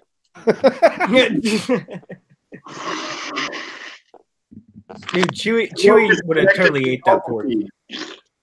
Kasplat. Yeah. Can I ask everyone here what they thought of Rogue One? I loved it. It was I good. haven't seen it yet. I actually didn't like Rogue One the first time I saw it, but upon multiple viewings, it's actually become like almost a favorite of mine at this I'll point. have to watch it sometime. I'm actually going to say that I preferred Solo compared to Episode 8, Last Jedi. Oh yeah, me too, for sure. Uh, The only things I found wrong with the Solo, That was L3. really just- yeah, you already said it. You already said it. And the weird shower scene as we mentioned Yes. earlier. Those two were the main problems, but that is not the main issue with these films. Rogue One, for example, I when I saw it the first time, I said, okay, listen, if these guys survive, they're going to need to expand on them in the future and explain how they survived in canon. Okay, so they're going to need to expand on their story. So I said, Rogue One looks like a suicide mission, so they all have to die. And I said that if Disney does this, it's going to be amazing because it has never been done before. And when they did that, it it actually played to my expectations, and I was really happy that no one survived. Okay, and in the comics, Luke Skywalker did acknowledge, the achievements of Jyn Erso and Rogue One generally. So it ties in nicely. It's like they left a legacy for the rebellion. You know. Yeah, I mean, I think Disney actually had some balls at that point to do that at the end of Rogue One, which is something we haven't seen since at all. And they were like, okay, they bought it. Let's go for The Last Jedi. Or maybe they were just too lazy to write more for him, even though they're trying to make I hear they're trying to make a Cassian Andor series on their streaming service. Yeah, but you see, it's like a kind of a prequel. So they also said the same thing about a Rose Tico series, but I did that. I think. Please, God, no. Hey, it might be quite funny, actually, Rose Tico series. What's that? It might be quite funny, Rose Tico series. Yeah, I mean, yeah, it'd be good for the humor. What, we're gonna see her just working on ships all day, or what? Like, she's not a hero. She just got involved in this, and then had the weird whole plot point in The Last Jedi that didn't really add up to anything because it could have all just... It would be nice to see her with her sister, though, because we only saw her sister for like 1 second, didn't we? Yeah, I agree. Her sister is probably the better character. Yeah. Yeah, because she died and said nothing. That's right. That's why. Yeah. Well, at least the less lines you have in The Last Jedi, the more heroic you are. That's how it works. But they were just speculating, okay? And I made a video on why they canceled Obi-Wan and Boba Fett and why it's best. Can you imagine what they would have done with Obi-Wan?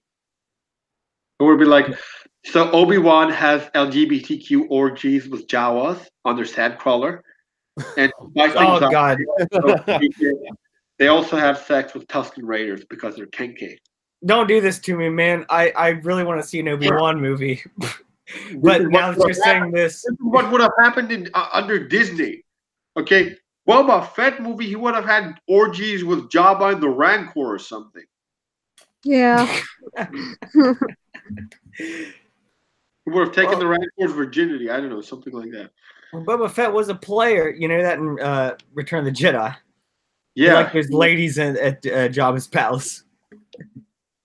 I doubt Disney could do it though, because Disney's very PG, isn't it? Absolutely, yeah. It's just not going to work anymore. It can show us, and give us subliminal messages that hey, we're going to free animals, but fuck the kids. They're still going to be slaves. Yeah, that was kind of stupid. Yeah.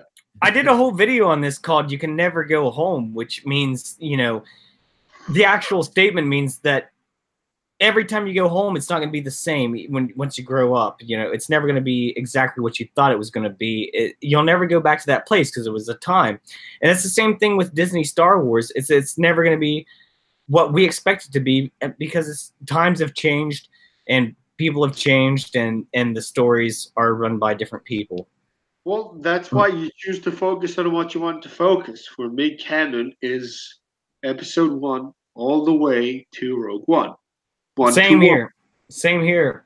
That's why. Episode 1, Rogue One. Hey, that's all I need. Give me a fist bump here, man. That is my canon. I do not care about The Force Awakens. Okay? You took Kyle Katarn down the shitter. You took Mara Jade down the shitter. You took... Oh, Mara Jade was fantastic. Yeah, she is. She's fantastic. I love her. I would rather have Empire Palpatine clones as the main villain than what they did. Same here. At this moment is in my headcanon, I've got 7 movies, which is the prequels, the OT trilogy, and Rogue One. my head canon. Well, my fan fiction was built based on Jedi Academy. So, Awesome. and I'm obviously my main character is based on Kyle Katarn's son. Oh wow. Awesome. Let me show you all the real Solo that I wanted to see in these movies. Oh wow. Jaina Solo. Yeah. Oh Jaina, yay. Yeah, Jaina's awesome. This is where it should have been, not Kylo Ren. Nope. But Disney ruined it. Yeah, they did. They ruined it. Well, yeah, it's too late to speculate on that, but yeah, it did kind of. I wanted to see some Mara Jade, you know. I wanted to see those sort of stories. And You know what? Actually, Mark Hamill, I have a screenshot on a fan asking Mark Hamill what he loved most about the EU or something. I don't remember what the question was, but he wrote Mara Jade. Mark Hamill responded to a fan on a question regarding maybe the EU or something that he wow. wanted. And he said Mara Jade, which means that Mark Hamill followed the EU. I mean, That's cool. I mean, imagine if someone wrote a story regarding my character and then they basically hooked me up with this fictional red-headed goddess with green eyes and those beautiful red bulbous lips, and she was all over me, and there were sketches of me hugging her and you know, wedding. I'd be like, yeah, that would be good. Are you going too far into your fantasies there? don't forget the robot arm. Well, listen. The thing is, that is a fantasy. Okay, Mara Jade is a wonderful fantasy. L3 is a fallacy. I think all Star Wars fans has Mara Jade as a fantasy. Yes. Well, as much as I regret it, my ex-fiance, whose guts I detest. Oh. Hey, we're in the same boat here, man. Hey, same boat. But did she look like Mara Jade? Mine really did look like Mara Jade. She did, but she was nothing like Mara Jade. She was. Oh, my ex didn't look like her. Yeah, she was. More like Jabba. She had the exterior of Mara Jade and the personality of Brie Larson. Oh boy. The good thing is about my girlfriend is that she's a redhead. Yes. Oh no, you're in trouble, man. Well, it's not You're Mara in trouble. Jade. A redhead. Trouble, boy. But My mom's a redhead. Yeah. My mom is a redhead. You know, I could be a security guard and I could be guarding like this big government top secret thing that could change the fate of a world. And all you'd have to do, you don't have to put Tom Cruise Mission Impossible and kick his ass. You could put the best hacker, you could put the best one. But all you have to do is send a redhead my way, and she could come and you could say like, you know, hi, how are you? Be like, yeah, go the through fall it. of man. you turn into like a drooling idiot, don't you? That's the fall of man there. Yeah, yeah. I'll be like, yeah. She'll be like, hi. I'll be like, yeah, I love you too. Let's get married. She'll be like, okay, that was you. Is she Irish? If she's Irish, if she's Mine is, Irish, yeah. that's it. She's pregnant instantly. I'm an incredibly Irish person. I found out because my parents did that 23andMe thing, so I found out I'm very Irish and European. And Oh wow. Yeah. I'm half Irish. That's my excuse for drinking. Can you speak a little bit of Yes, Irish? the or Irish not? love their alcohol. They do. Well, look, I'm not Irish. I love alcohol, but I have more Middle Eastern vibes. I have more, you know, I'm more closer to Ezra Bridger than I would be Luke Skywalker. You know, thick eyebrows. I had long hair, big nose. Top of the morning to you. Top of the morning to you. And But also, yeah, if you're going to say Irish straight women- in Oh, Irish, would you like to have a say fun? straight. No. like for example, when I listen to Wish Upon a Vlog and when I listen to her sing or generally talk, I'm like this. Attack one of those, Eddie? You attack one of those? I'm sweating. I'm like, You know, like the I did oh. ID. Top of the morning to you. You know what? things. Good. Whiskey and the Yeah. jar. No, not the rewards. No, you have to go in So, your because inventory. we're from different countries, what do you think of Brexit? Your items. Of what? Brexit. I will be completely honest with you. As a stupid dumb American, I know very little about it. I know there's Yeah. they're Same trying here. to separate because of politics.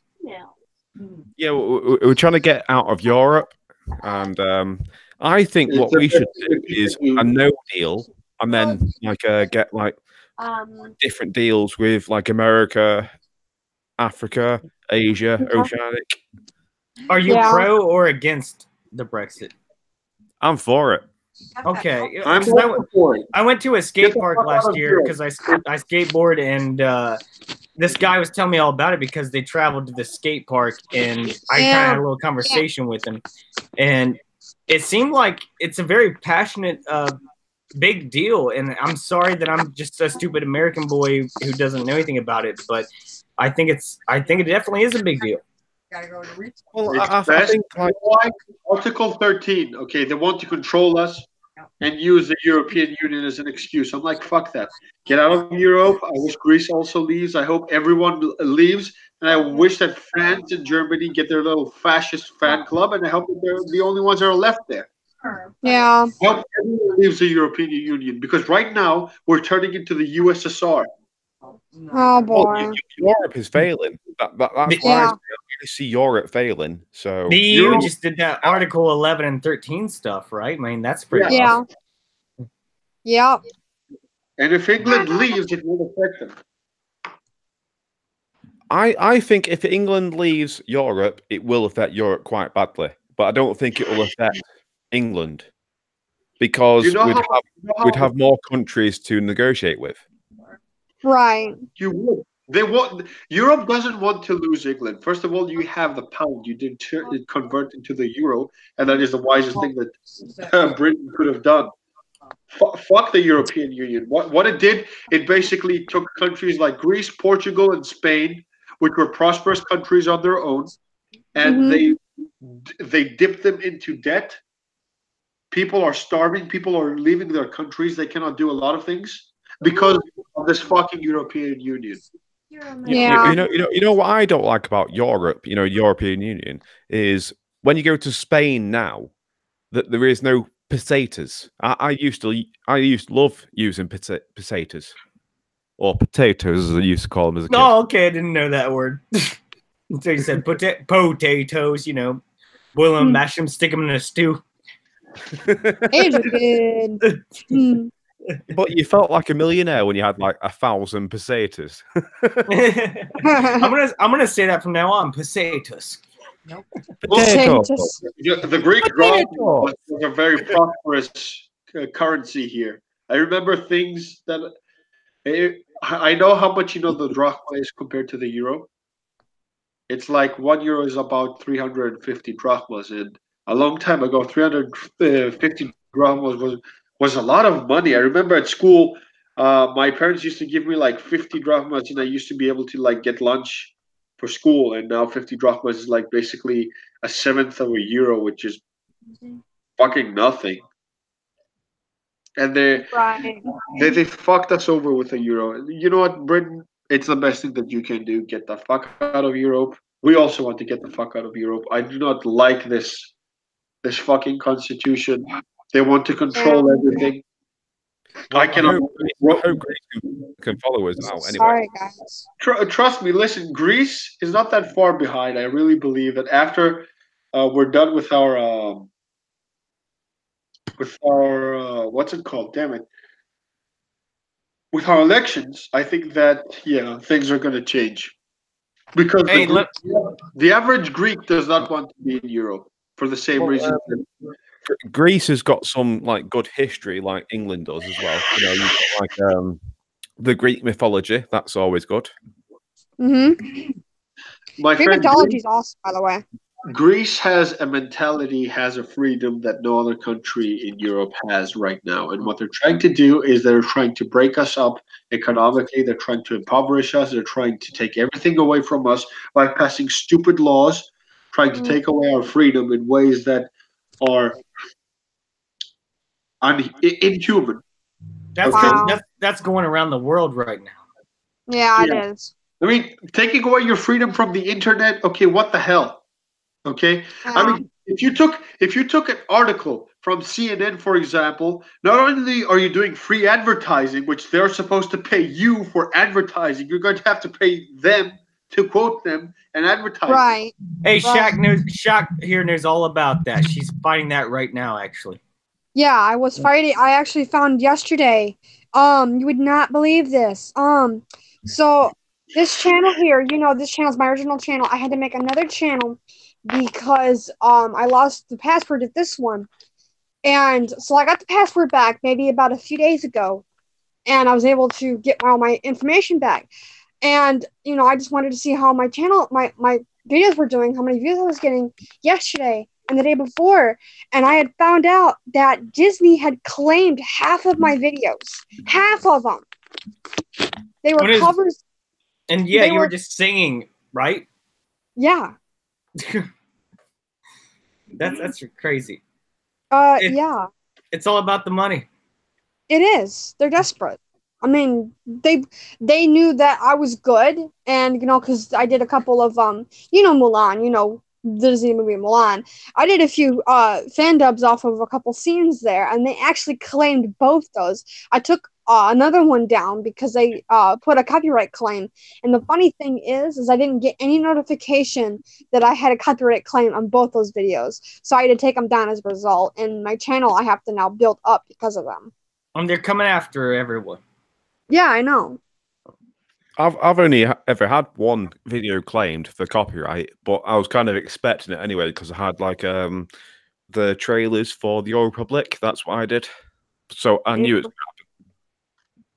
Yeah. Well, dispute and use fair use as long as you can right now, because things in Europe are going to change.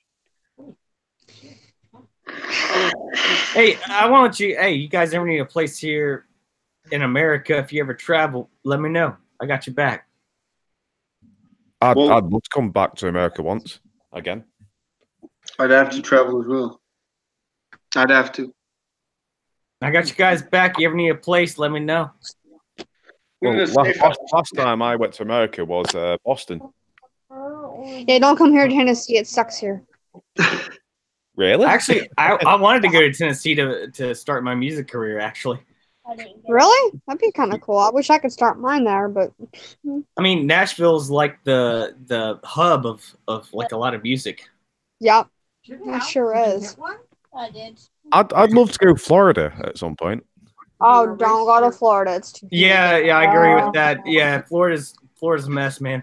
I lived there for 6 years. It's Not very fun. warm though, isn't it? It's very hot. It's very hot and very humid there, and you can't breathe. I mean, there's some fun stuff in Florida, but there's also people on bath salts trying to eat your face off. Yeah. Trying to eat your face off. Yeah. Yeah. No, there's a lot of crazies in Florida, and it's actually more of a racist state than you'd think it would be. It's very racist there. It's very racist there. Well, with me being white, is that okay? Well, yeah. Especially, hey, with your voice, man, you'll do fine, dude. You sweet talk Yeah. anyone with that voice, bud. Your accent, yeah. So they'll be like, "Are you English?"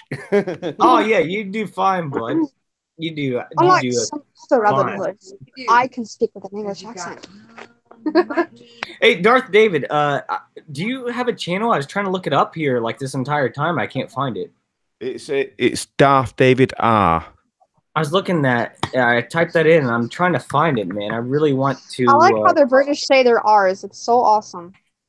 R. Aw. R. Are Oh, you English? Now it came up, dude. Subscribing right now, buddy. Cool. Mom. 11 Do your funny videos. joke. Go. Say your funny British joke. My funny British joke. Now you put me on the spot. It's just like trying to think up a joke now. My mom, she likes saying, "Would you like a spot of dick?" That's what she usually says. No, that's a cake. It's spotted dick.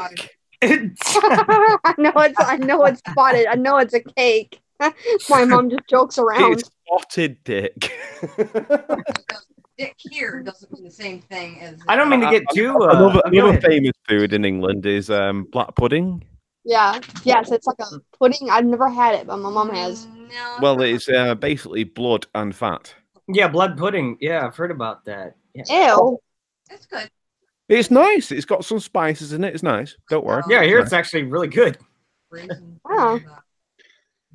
Well, So I get you're, what- Darth David, so you're for Brexit, and if you agree with the guy I spoke to at that skate park I mentioned earlier, so you don't like you don't like the Trump boy, yeah? No, I like Trump. I think Trump's good. Oh, okay. Well, all right. Wow. That's surprising. I like Trump. Very- Too, so my mom. And my why dad. wouldn't you like Trump? Come on, the guy's entertaining. Okay. Yep. Okay, It's- that's awesome because most Brits don't like Trump, but Well, yeah, I've spoken to most of the people around me, and all of them hate Trump. But I wow. like him. Yeah, the He's- guy I spoke he's to done a was good- very Oh, anti-Trump. He's done a good job for the US anyway. Yeah, I Uh, don't really see Darth anything David, wrong do you with like- that. Down quite a lot. Yeah. Darth David, are you a fan of Milo Yiannopoulos and Katie Hopkins, for example? Oh, Milo, he's I like the way that he's able to just like put people down. He's fantastic. Um, Well done. See, I myself I'm not a Trump supporter, but I do like kind of appreciate what he's doing for exposing things. Yeah. I think he's kind of an idiot with. I mean, I don't think he's the smartest guy in the world. Is what I'm saying. But Right. I think that he's kind of just the way he's so bombastic is doing good for our country. He's Right. a good idiot. That's what he is. But like to have a conversation with the guy, I don't think it would go well. Yeah. The thing that I can't get over Trump is his hair. It looks like he's got a cat on his head. Yeah. He has a thick head of hair for a guy his age. I'm like, wow, he has pretty good hair for his age.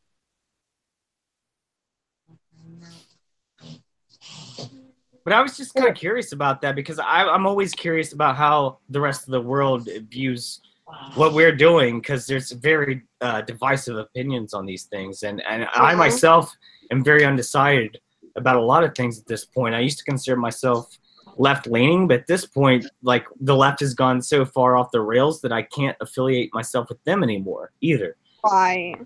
Well, I've always been like a liberal and left wing. I'm sorry? There's a I've always been like centre right, so I've always been conservative. You know what I mean?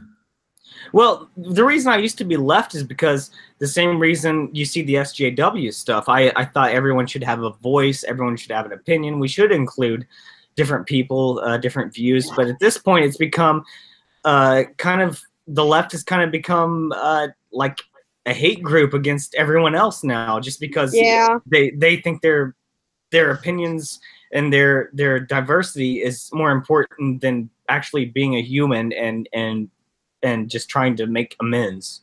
The way I see it, anyone else's opinion, that's their problem. the way that I see the left is like Russia, you know, like restricting people from what they can say. Yeah, I'm definitely seeing that now, especially with the media here in America.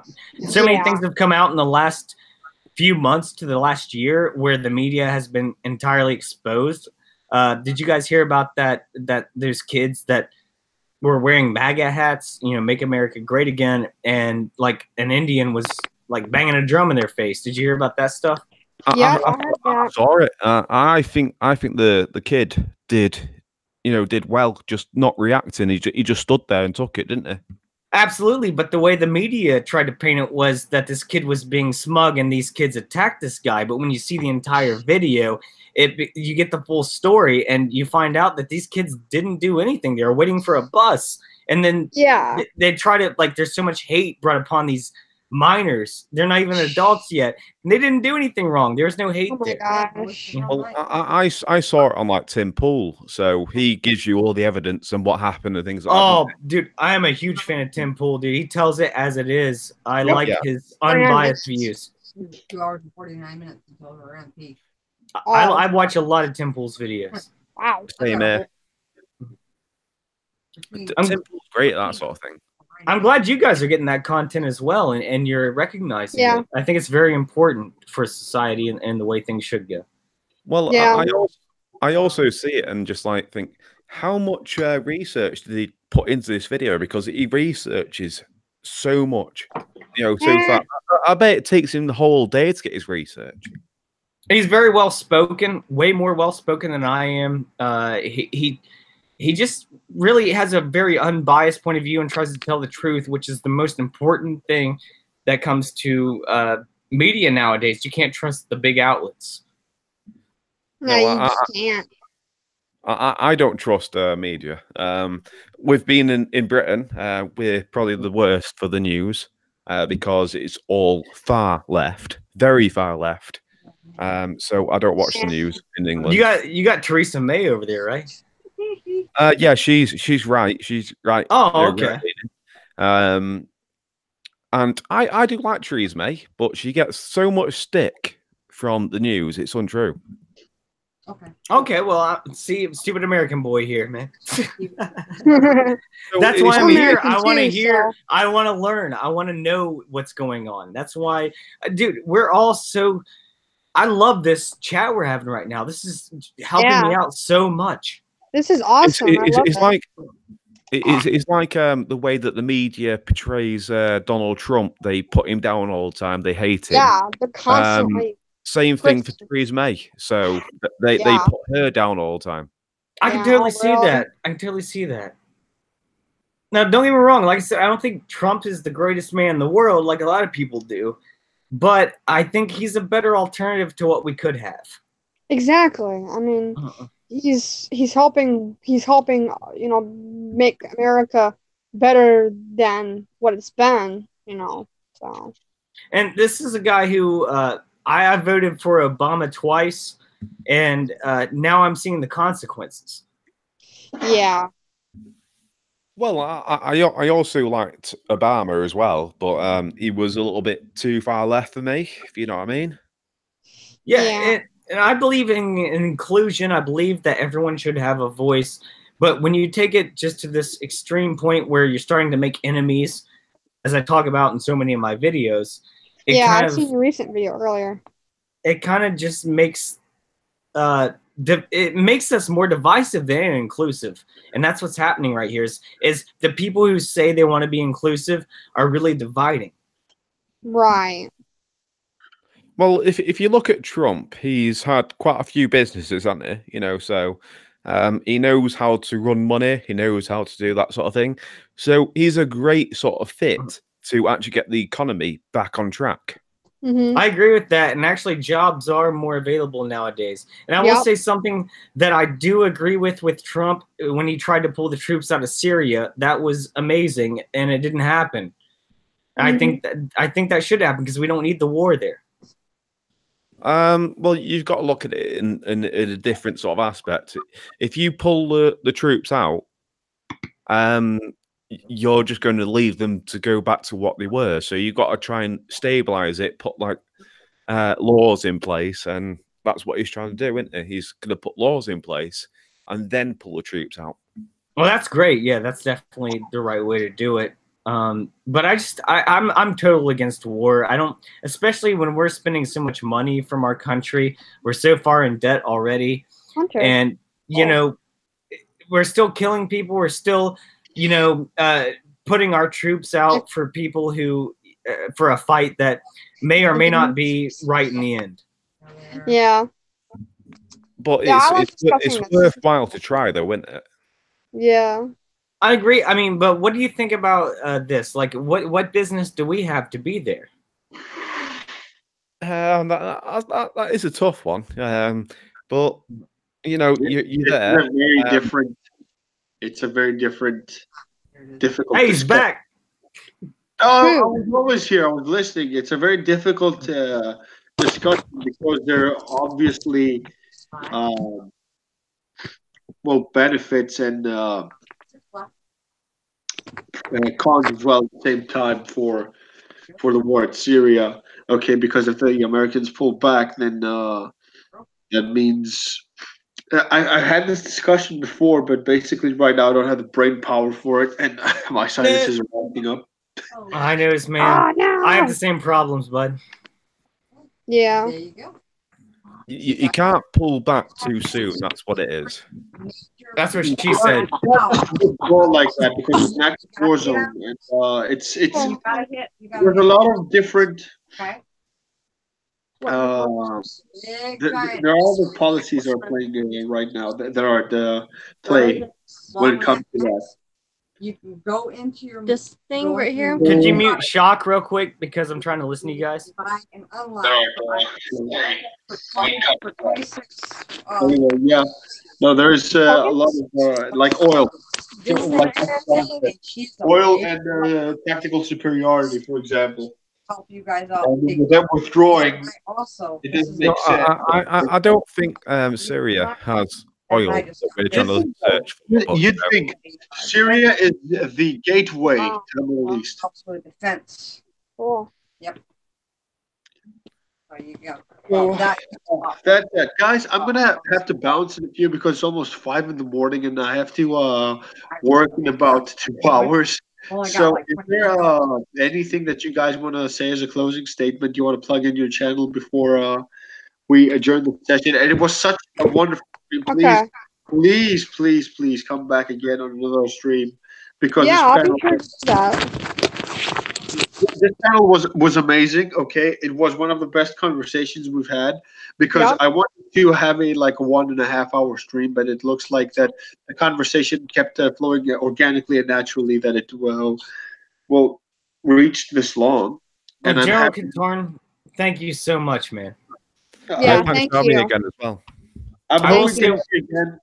Hoff, I'm hoping to have you again as well as Shock because I've had Darth David R before, and so he knows what the panel is like, and you're all welcome again to be on the panel in the future. Okay. Hey, So go ahead. you Well, all follow me on Twitter, I follow you as well, and Next week, would any of you like to come on to the Dark Council, which you're going to set up next week? Yeah, sure. sure thing. You can DM me whenever you want to start this, and we can arrange a time and a date. Hey, Contorn, you got your lightsaber near you? I want to have one last fight here. Well, hold on. I don't have a blade. Get it out! Get it out! I have one. Hold on.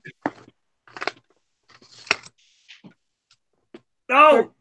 Sit against the Jedi. Off and Shaq Skywalker, are you on Twitter?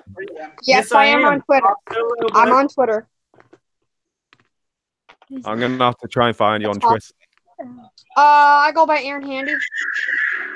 Oh, Picture here of we Darth go. Vader. Well, It's on. yeah, my Twitter name is the same one as Darth David R.